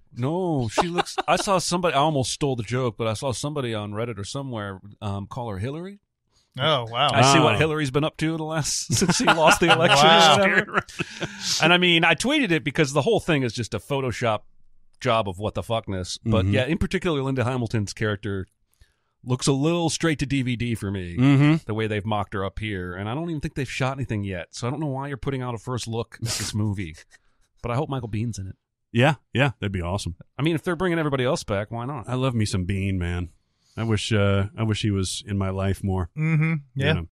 All right, this is a little bit long. During the outtakes in the last episode, we spoke about Bo Burnham and Mike Birbiglia being great at everything they do, including making movies. If you could give any comedian and type of movie, who and what would it be? For example, this person would say, give Gerard Carmichael a murder mystery like On the Orient Express, but set in Chicago or New York, because his show had such a great realism about how life is today. That would work for this person. Yeah, it's tough to know what a lot of these comedians are into. Like, I would have never guessed Aziz Ansari had the show on Netflix in him just by his stand-up. No, definitely not. Or even Louis C.K. And I know those names conjure up some bad juju these days, but you never thought that they had those television shows in them before they actually did them. But the comedian that I would like to see, and I'm just going to say I'd like to see him do a comedy, write and direct a comedy, is Hannibal Buress. Yeah, He like when they first started sticking him in some movies, I was like, you're just kind of giving him some silly. Like, I didn't really like his appearance in Neighbors all that much. I was like, whatever. But in Spider-Man, he was funny. Yeah. And in Tag, he was funny. So if you've ever listened to a whole like Hannibal Buress thing, it would be nice to see him actually do a scenario from one of his stand-up acts or whatever. He seems really smart. Yeah. And so that's the first name that conjured up. Like I said, who knows? Hannibal Buress might have like some amazing fucking like just deep Get Out type movie in him or whatever. I don't know. Yeah, who knew that Jordan Peele? Right. Because nobody was expecting how good Get Out was. No. Even though Jordan Peele's terrific on camera in Key and Peele and stuff like that, it came out of complete nowhere. Right. So, like, how that was my main struggle with this. It's just that of all the people that haven't done movies or haven't done shows yet, he's the one that hasn't actually written and directed a show or a movie. So I would like to see what he would come up with. Yeah. Nice. Man, I have a couple answers that I just thought of. I just now realized how much fun I think it would be to watch Dave Chappelle remake Blazing Saddles. Oh, yeah. And he would be able to get away with it, too. I think he's one of the only people who could. Yeah. My real answer is going to be entirely too specific.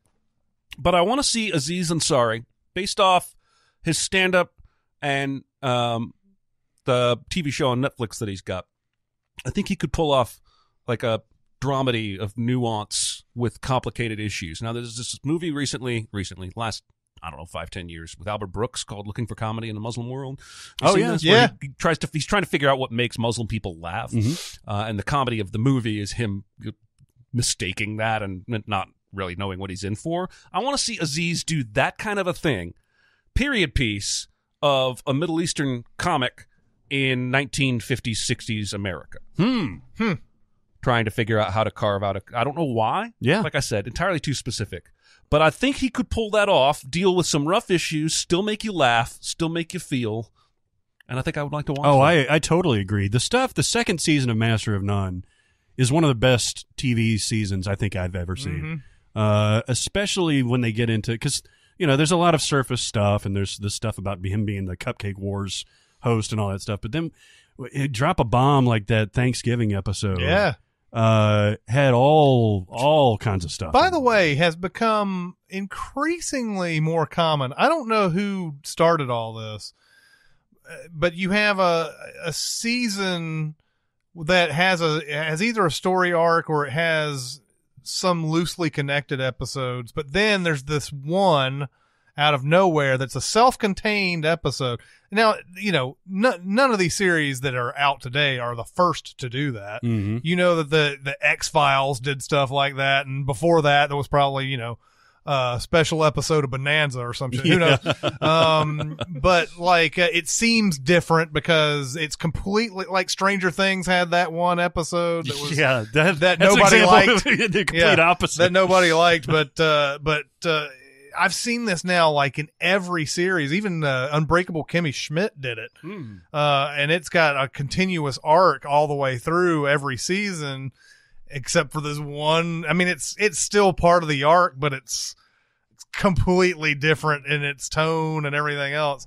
It is kind of weird how they do that. But yeah, Master of None had that one episode, that Thanksgiving episode, that was incredible. Yeah. God. I could watch that all day. Now, that's a series that knows how to use Angela Bassett. Yeah, for sure. Oh, God. That was so good. And Lena Waithe, I think, wrote that. Oh, yeah, that's right. Yeah. And she's got a nice upward career track. Yeah. This is a classic comedian, and he's actually made movies before. But Chris Rock made 3 movies. One was like Head of State. One was I Think I Love My Wife. Yeah, which is actually pretty good. Did you like that? I liked it all right. It was him trying to do a Woody Allen-esque story. Yeah. And it was more, straight-laced and dramatic than what he's known for, I guess. I don't think he got there for me on that. But I appreciate him trying to reach out. The way that Chris Rock does his stand-up based on racial issues is something that you talk about not being able to get away with. He's grandfathered in, I think, to where he can say shit, like Chappelle, that other people can't get away with. I'd love to see him do like a Spike Lee type of examination on race in a movie, where it can be it can be comedic at times. Certainly Do the Right Thing had plenty of comedy in it, but where it's dealing with serious issues, and see it from his perspective, because he's got a unique perspective on this, especially being now wealthy. You've seen how Dave Chappelle's stand-up has changed. Yeah. It's racially based humor, but it's also that he's fucking rich, and he will remind you of that several times during his thing. I think Chris Rock does that too, and if you see this through his perspective, I think it would be really, really interesting. Or he could do the Shaka Luther King thing from Jay and Silent Bob Strike. Yeah, for sure. Okay, I have a question for the mailbag. What is your favorite movie scene that takes place in an elevator? This person's personal favorite is from Catching Fire, when Johanna Mason strips in the elevator, because it's a great way to introduce one of the series' best character.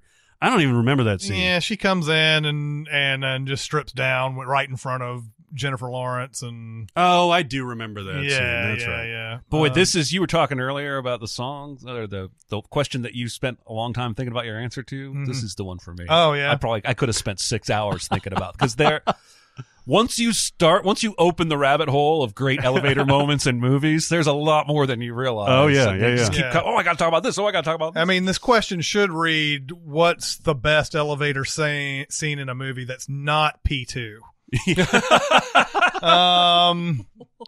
Right. That's not a bad movie, actually. No, it's not bad. No, the two that I came up with, there's one incredible one in The Usual Suspects. And you hear the commentary from McQuarrie and Bryan Singer on this, and they're like, this is when we got this edited together, it was like, I didn't even feel like it was our movie. It was just like, we had sort of a, out of body experience watching it because it's so good to even the people who made it. The very beginning scene of Speed involves an elevator. Oh, yeah. And it's very well done. Yep. That whole movie is well done. Like, you think of The Bus mostly, obviously, when some people conjure up Speed, but the first 20 to 30 minutes of that movie is on an elevator, or not 20, but probably about 15, 20 minutes of that movie. On an elevator, and a bomb, makes the elevator fall, and they have to stop it, and they have to there's a whole bunch of stuff in there. It's so good. Yeah. Those two movies are what Good call. Yeah. Good call. Yeah, I gotta go shoot with the hostage. I gotta go with the True Lies horse. Yeah. I'm a True Lies So apologist. sorry. I love True Lies. I think it's about 35 minutes too long, and that whole subplot with tricking the wife needs to be axed. And it's maybe perfect. Yeah. But especially, you can tell either Schwarzenegger or James Cameron was like, no matter what we do with this movie, we're going to have a goddamn chase scene involving a horse through downtown.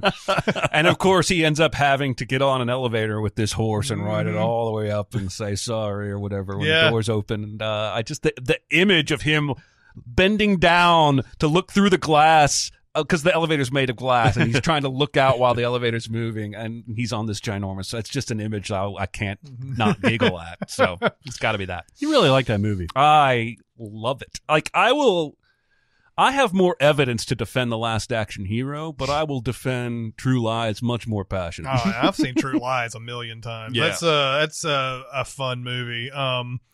It's like when she asks him, like, have you killed anybody? He's like, yeah, but they were all bad. But it's Arnold, so it's like, yeah, but they were all bad. Yeah.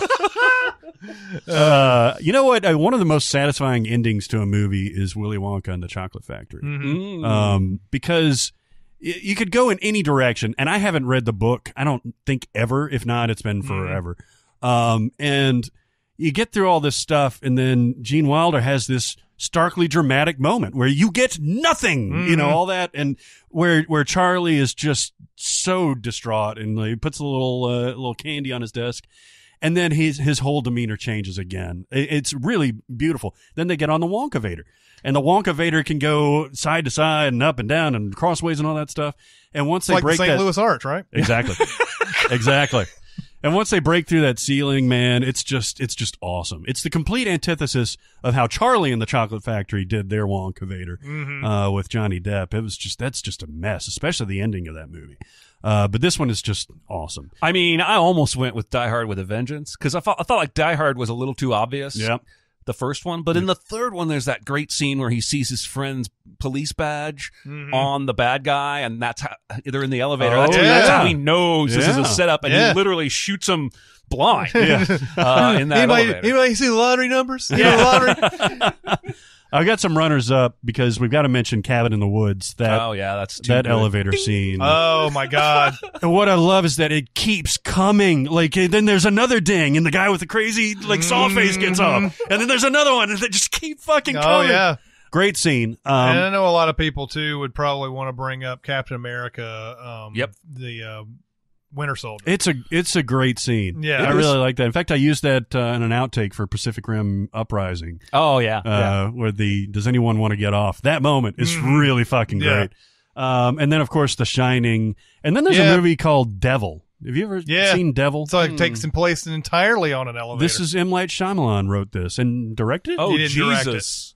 I've seen this. I haven't seen the movie, but I've seen it on the guide, and every time I read the description, it sounds like the stupidest fucking thing I've ever heard. No, actually pretty good. Yeah, it's like this tense murder mystery, essentially. But they slowly realize they're on an elevator with the devil. Right, exactly. But they don't know who it is or who it's possessing or whatever it is.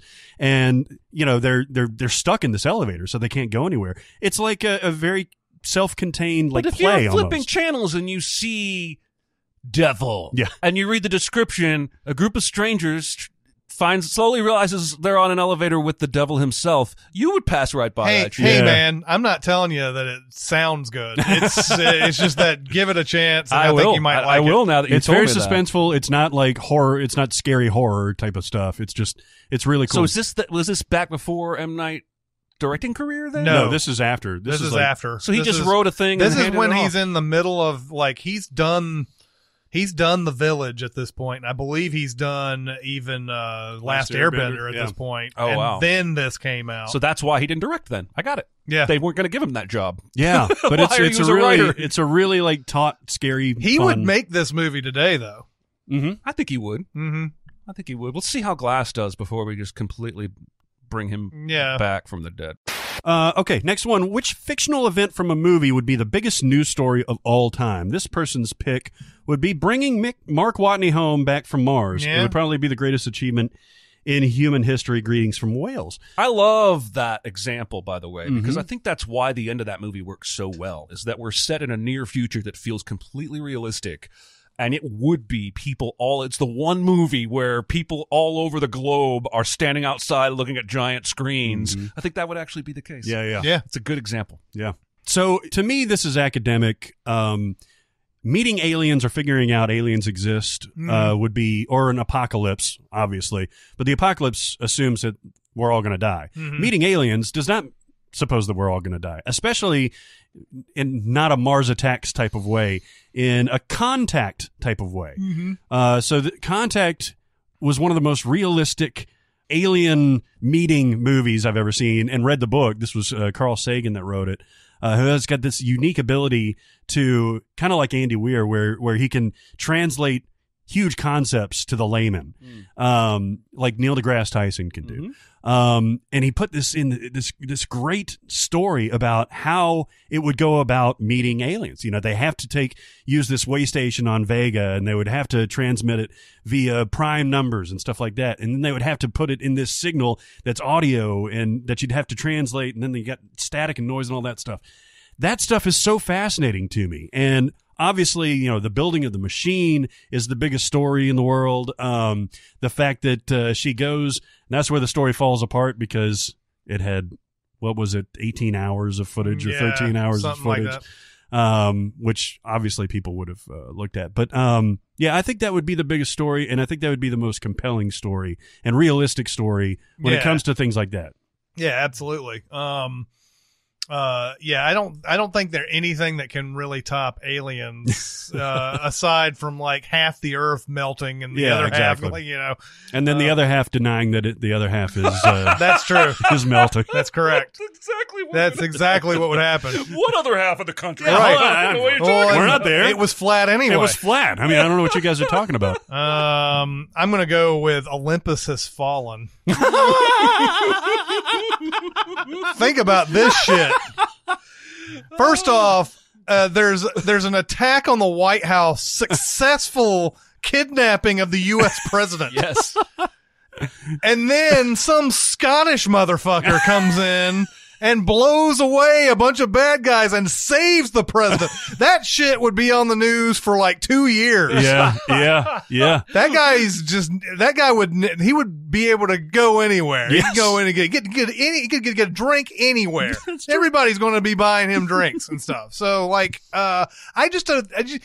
we don't think about the news story after stuff like this happens, you know, like they do that little like epilogue at the end of these movies where it's like, well, you know, some rebuilding's going to have to happen. And, you know, and they don't even think about how impactful that would be. Plus, everybody's dead except for the president, right? Yeah. Well, yeah, I think so. Well, there's a kid in one of them. I still get these yeah, things I do fucking too. confused. White House Down's got the kid.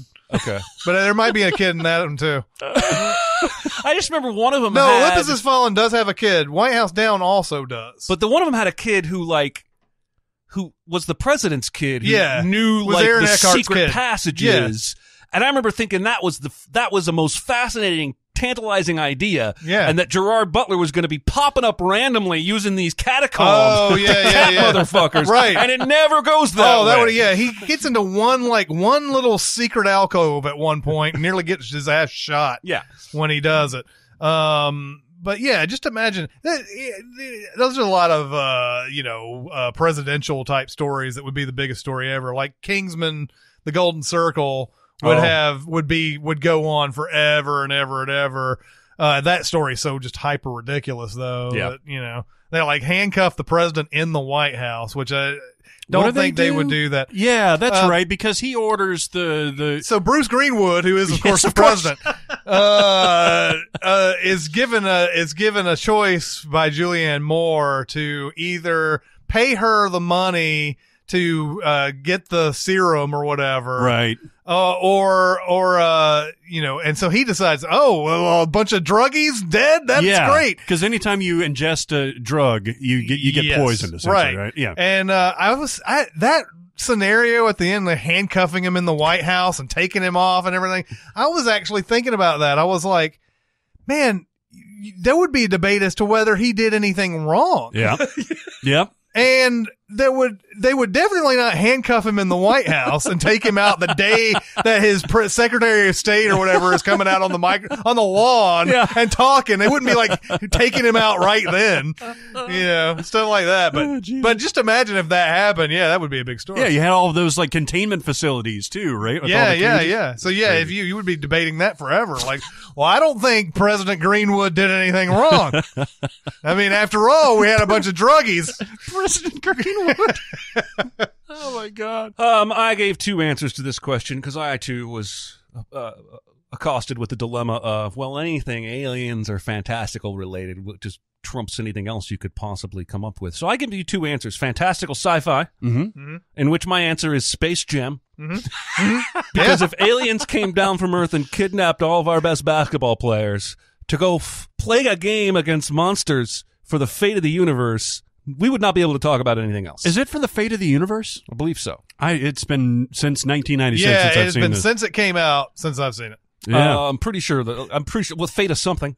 They kidnapped Michael Jordan and 30 of the best players in the world. We would notice that shit. That's true. But for realistically, and I don't know why this popped into my mind because I read this book and I saw this movie once, but Absolute Power, which is a Clint Eastwood joint. Clint Eastwood joint. And it opens with Clint Eastwood playing a 70-something-year-old cat burglar, as you do. And he's broken into the president's vacation house to steal some valuables, as you do, because Camp David is just, you walk on that shit. Yeah. And the president comes into the bedroom with his mistress in the middle of the heist. And Clint Eastwood has to hide in the cupboard, in the big vanity or whatever. And he's watching the president have sex. The president's Gene Hackman, by the way. Oh. But the president likes to have angry sex. Mm-hmm. He likes to have violent sex. Mm-hmm. He likes choking and hitting. That's right. Oh, shit. And accidentally kills the woman. Mm-hmm. It's like that Rising Sun scene. This is the beginning of Rising Sun.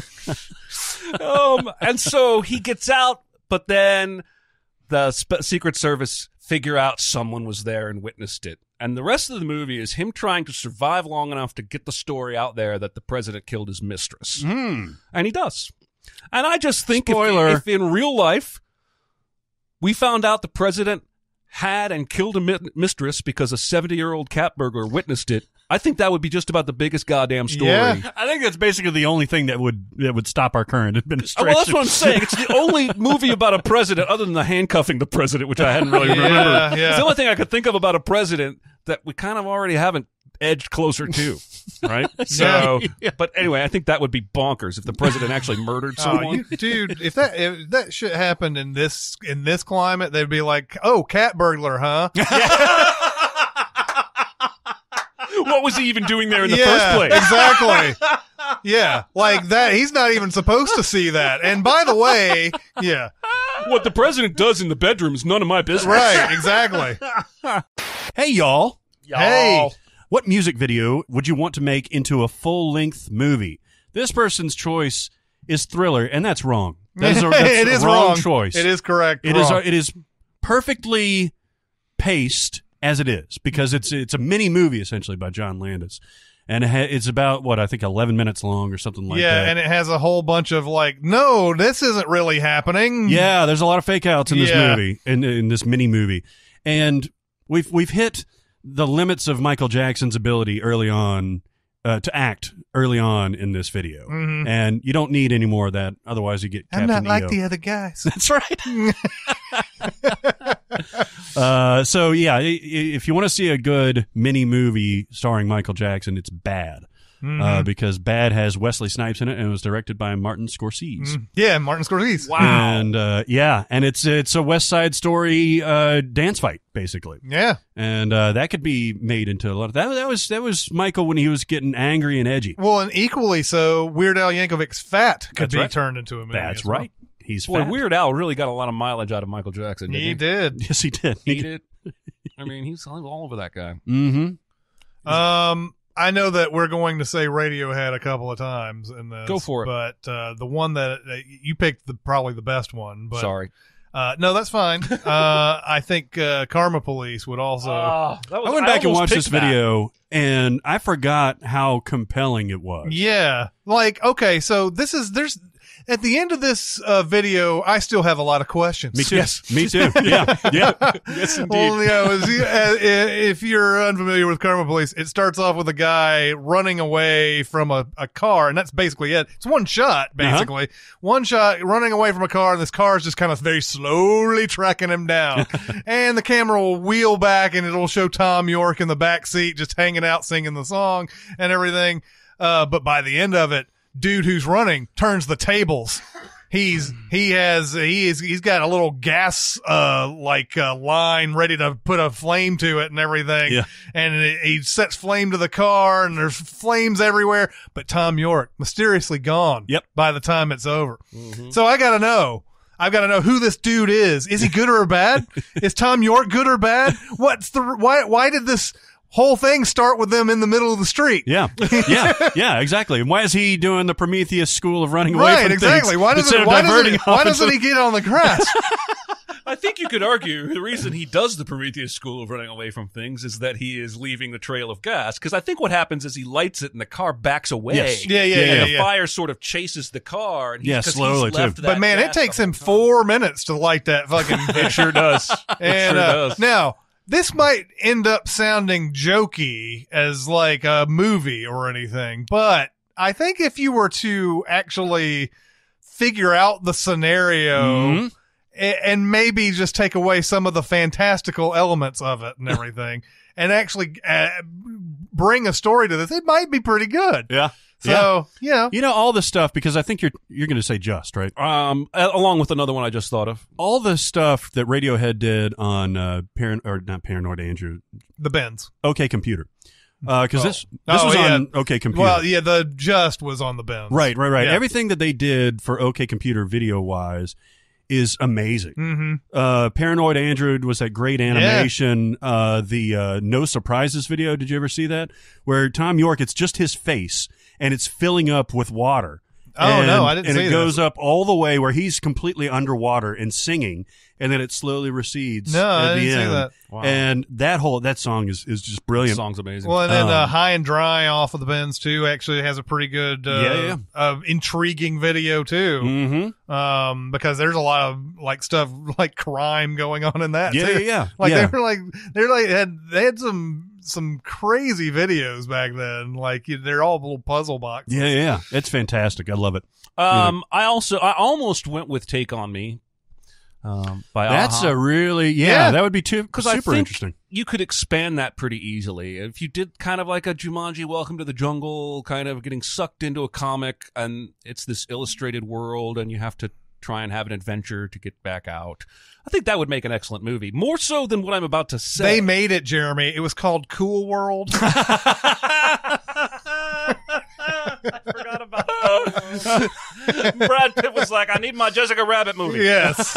But I'm going to go with Radiohead's Just. yeah. This is one that I probably should have watched after writing it down as my response so I could speak more accurately about it. To my recollection, there are people laying on the ground, seemingly having given up on life, and the people who are standing don't know why. And it's they're just one asking. person, but you're It's right. just one Yeah, yeah. person. And he asks, and then they whisper it to him, and the last shot is he is also now lying on the ground as though he's completely given Well, up. they keep telling him, don't ask why, and you don't want to hear the answer, and all that. He just says, leave me alone. Yeah. You know, I'm just, and it's all in text. Yeah, it is. During the song playing over it. That would be interesting to do an entire movie like that where there's just music playing and it's subtitled and you can't actually hear the dialogue. Maybe. I think that would probably be brutal to watch. I just like the idea of I don't know, something about that. It seems so harmless. Mm-hmm. Like the kids on the steps and the nice guys protesting the air. It's just people laying on the ground. And then suddenly, whatever they told, what did they tell him? What did they say? Yeah. I want to know, and I want to make a movie out of that. Yeah. Oh, it's so brilliantly done. Yeah. I love that shit. I mentioned Bad. That would be a great one. But what I would love is to see Madonna's Like a Prayer video turned into a God, movie. that is some insane shit. Because we forget about, before she actually gets into the chapel with Black Jesus and everything, we have this weird thing where she's being chased and she has to hide behind a rock and all that. Oh, she sees somebody sees a get murder. stabbed. Yeah. Yeah. And so she goes into this church for sanctuary, basically. And then she has this weird, fantastical trip where she actually ends up having sex with the Jesus With character. Black Jesus. Yeah. So it's crazy. Also, Madonna's a really decent actress, or she was a really decent actress at one point. She was good. Decent needs a modifier. Well, I mean, she was really good in Evita. She was adorable in stuff like Who's That Girl and Desperately Seeking Susan. She was fine in Dick Tracy. she's good in the baseball movie. She's good in the baseball movie. It was directed by Mary Lambert, who directed the video, directed 2 Pet Sematary movies, Wow. That makes sense now.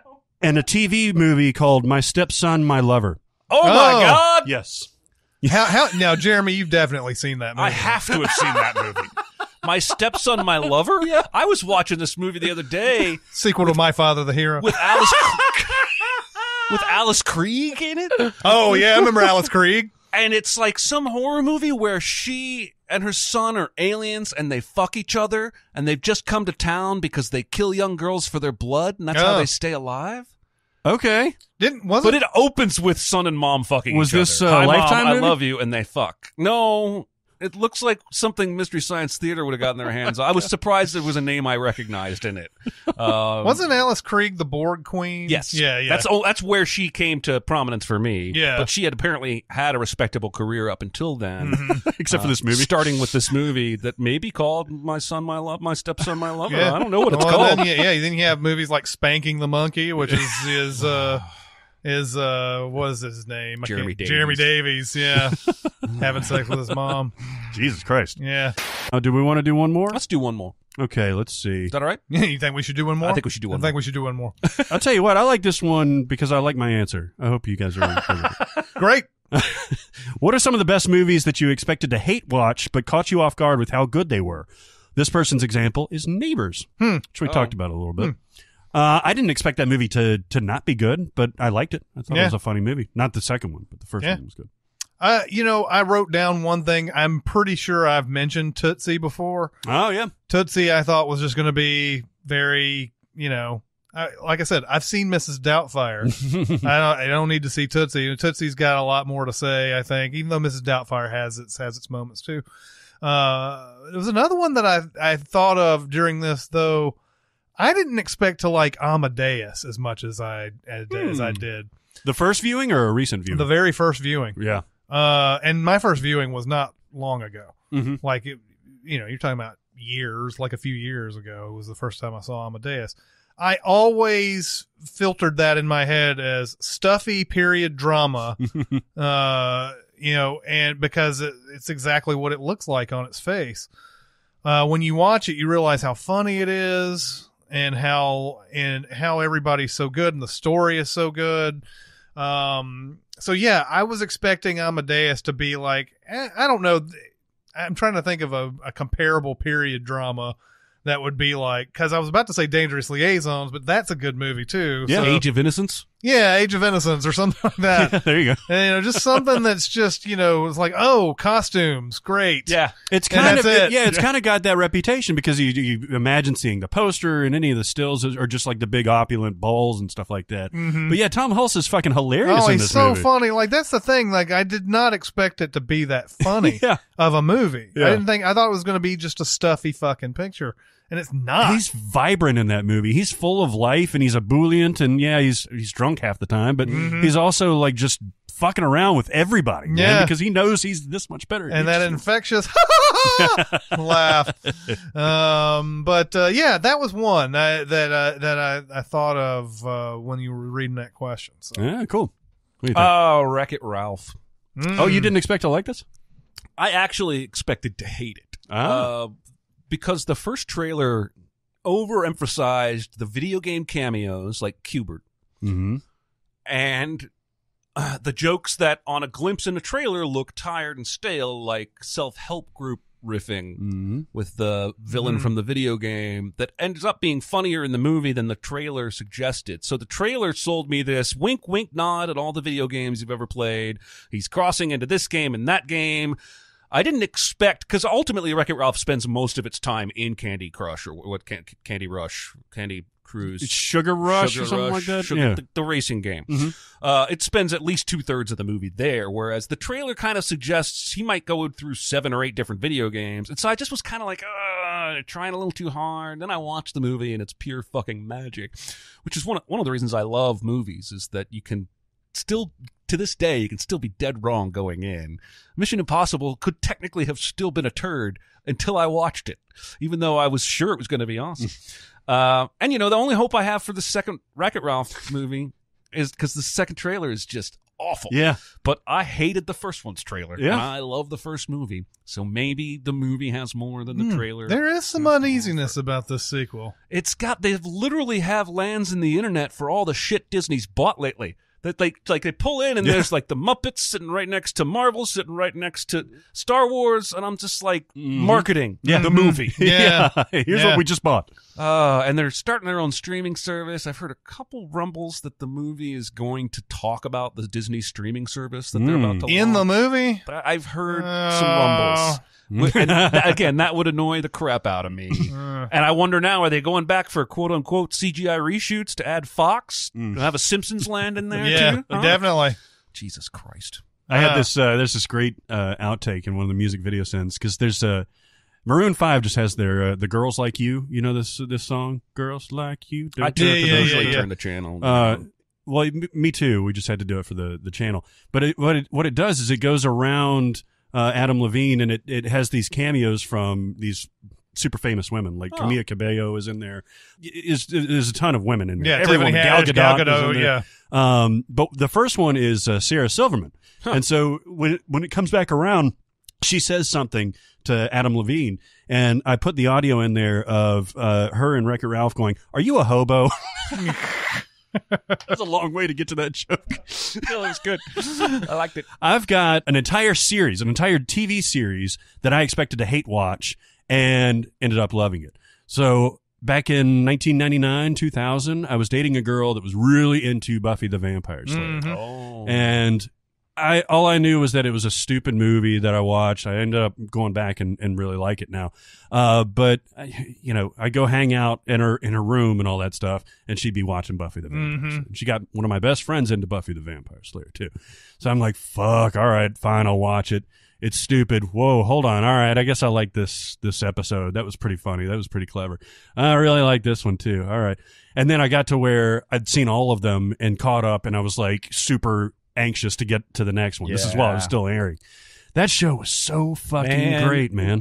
It gets to, like a lot of shows, it only has, I think, 1 or 2 seasons where literally all cylinders are firing. Like season 3 maybe is when everybody's just humming. And the later years when we get into the Spike stuff is a little less interesting to me. And the first years, it's still finding its footing a little bit. But God, I love that show. It's one of the reasons I'm so adamantly opposed to bringing it back in any form, which they're doing. Yeah. Yeah, I mean, there's enough story in there because you know that when she dies, that there's going to be a replacement and all that stuff. And then there ends up being another, like, Slayer from Jamaica or something like that. There's Slayers from all over the place by the end of There's it. Slayers all over the place. She's so there's like rallying them all together, like a team of Cub Scouts. Yeah, exactly. And then they get the potential Slayers and all that stuff. I just don't. I mean, it's just I'd still rather see all the money and talent used to create something that I haven't seen before. Because at best, you're going to be as good as the original. Yeah. I doubt you're going to create something better. Yeah, and the original just had everybody. You talk about everybody working together, like Allison Hannigan, and even the Tara character, and the shit that she does after she dies, and all that stuff. Seth Green is fucking awesome. Seth Green was terrific. That's my favorite. Just Seth pops Green. up for 3 minutes an episode, says the funniest shit you've ever heard, and then disappears. I still haven't finished this series. I saw 3 or 4 seasons, mainly because of Josh, who had the DVDs, and I was borrowing them, and I'd rip through a season, and I ripped through like to the 4th season, and somewhere in the 4th or maybe I don't know, somewhere around that season, he either didn't have the 5th season, and I didn't, I don't know. It was just one of those things where it just stopped. Yeah. So I haven't seen anything since that binge fest there. How is it past season 4? Oh, I think it's great. It's great. Season 5. Did you see the end of season 4?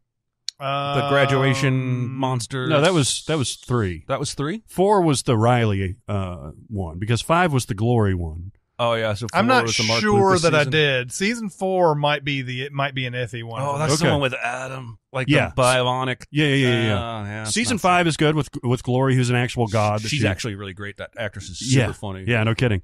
And then season 6 is more about Willow, But and then season 7 is about all the training. Season 6 is when we get Dawn. And the Troika. Sudden Sister, but we also get the musical episode, which is fucking genius. And Hush is in season 5, I believe. I don't remember. So yeah, it's definitely worth watching the rest. Because was it around that time they started doing Angel and all that too? Yep. Yeah, because I think it was after season 4, or right around season 4 of Buffy. No, because that's why they brought in Riley. Because right. Season 4 is when Boreanaz left to do Angel. Yeah, and Angel had 4 or 5 seasons. So yeah, that's what it was. Yeah. Well, or is that going to be it? That's going to be it, man. We burned through some questions. We still have more. We still have plenty.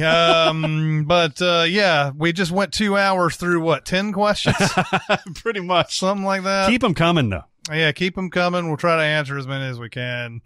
Yeah, and you can go to stuff like the SinCast presented by CinemaSins on Facebook and ask questions and stuff like that. You can go to SoundCloud. You can go to Twitter. There are a lot of places that you can come and find us and ask questions. That's and right. stuff. And we might be able to get to it at some point.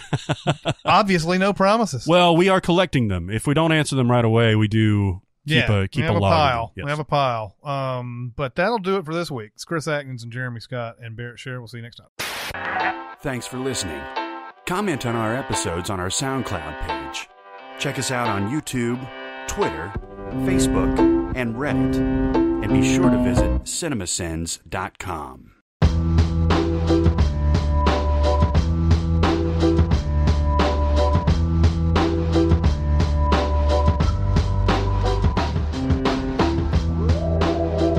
I also just read that the guy at Husk, Sean Brock. he was part of a restaurant organization in South Carolina. And there's a Husk there and in Savannah and a handful of other restaurants, a Mexican chain or something. And he has left that company, but he's going to keep his role in all 4 Husks as main chef or whatever. But he's quitting that other company to focus on Nashville restaurant endeavors. Ooh. So that Down guy, with that. a James Beard Award winner, is going to start some new restaurants in Nashville. Have you been to Husk? You've been to Husk. I've been to Husk. Was it good? I've been to Husk 3 times, but they were all before the fire. I imagine it's that's just as right. good Yeah, after. God, I went there one day, and on the menu was an appetizer called chicken skins. Yeah, baby. Yeah. That was a life changer right there. It's the greatest. So on my way back from Alabama yesterday, I was, for whatever reason, I was just listening to local radio stations and just like flipping around for like 8 hours straight. Because you hate yourself. That's why. Yeah. Well, I was in the van. The van didn't have any like Alabama's the fucking worst. No Sirius, and it didn't have like one of those things where I could hook up. Every the other iPhone. channel is like Robert Duvall preaching. Yeah, yeah, Totally it is. And you get those real fire and fury ones too, man. The Apostle EF. Oh man, Yeah. especially because I was listening to NPR a lot, and like on the lower end of the FM dial, like all that shit is manic preachers, just like man, I bet. getting in there and be like, "And the Lord spake, Yeah. and shit went down." Oh yeah. But Oh I yeah. also They'll put some swears in it. That's how bad. God is fucking angry. But I also heard for the first time there's a radio edit of Kendrick Lamar's "Humble." Mm-hmm. Oh. And now, when I think about "Humble," I don't really think about like a bunch of like profanity or shit in there. Mm-hmm. But apparently, there's enough of that and the N-word and stuff like that Oh, to yeah. where the radio edit is just like, be humble. It also, yeah. And they didn't even have the bitch because it's like, hold up, bitch. Hold Yeah, up. that's the other thing is it depends also on how strict they are. This one was strict as shit. And because when I got that album, like the first week it came out or whatever, and listened to it, and then I started seeing the videos, and I was like, "Holy shit!" They just cut. Oh, I can so imagine the much videos. out. Yeah, on MTV. yeah. Because there's a whole point where he's like, just his mouth is moving. You know, a weird one is that I can't believe I'm going to derail this quickly, but that Niall Horan song, "Too Much to Ask," like regular radio plays that line in the second verse. Don't it seem messed up? We're not in love. But if you catch it on the right satellite station, the actual lyric is fucked up. So it's this pretty boy from whatever the boy band was he was in, One Direction. Yeah. And this is a love song, and in the middle of it, he drops this F-bomb. Don't it seem fucked up? We're not in love. And I'm like, what the hell? Yeah. Like, why would you even do that? There's also in the God, what was the Joe Jonas group that did Cake by the Ocean? Oh, yeah. DNCE. And that is in like every fucking kids movie because they're like, let's lose our mind and go crazy. But the actual lyric is, let's go fucking crazy. Oh, wow. Oh, yeah. Did you ever hear a song that they edited so well that it sounded like that's how they meant to do it? So you hear that version forever, and then you finally hear the real version? Man, I'm not. I heard it on the way back, actually. It's Jay-Z's Can I Get a What? Yes, that's one. Yeah. That's one of them. Wow, Chris just almost came out of his chair. No, that's one of them. I And- like it better. Yeah. It's Can I Get a Fuck You? Yeah. There's another one. It's that whatever blah blah blah all-star song that's like, I said hallelujah and get on your knees, and they do all that like weird electronic shit. Oh, yeah. What and is it's that? like, get down on your motherfucking knees. He says motherfuck and fuck in that Oh, song God, about I didn't 100. know that. What is the name of that song?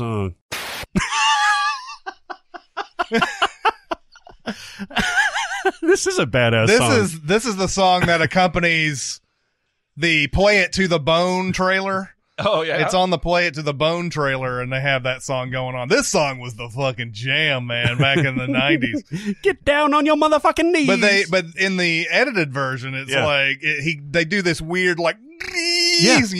and I thought that was the way they did it. Yeah, because it it's a sounds cool effect. awesome. Yeah. But then finally, yes, I didn't even know it was edited. I heard the unedited version, and I was like, damn, then they say fuck a lot of this. Yeah. I don't know if it's sometimes you just get that first listen bias.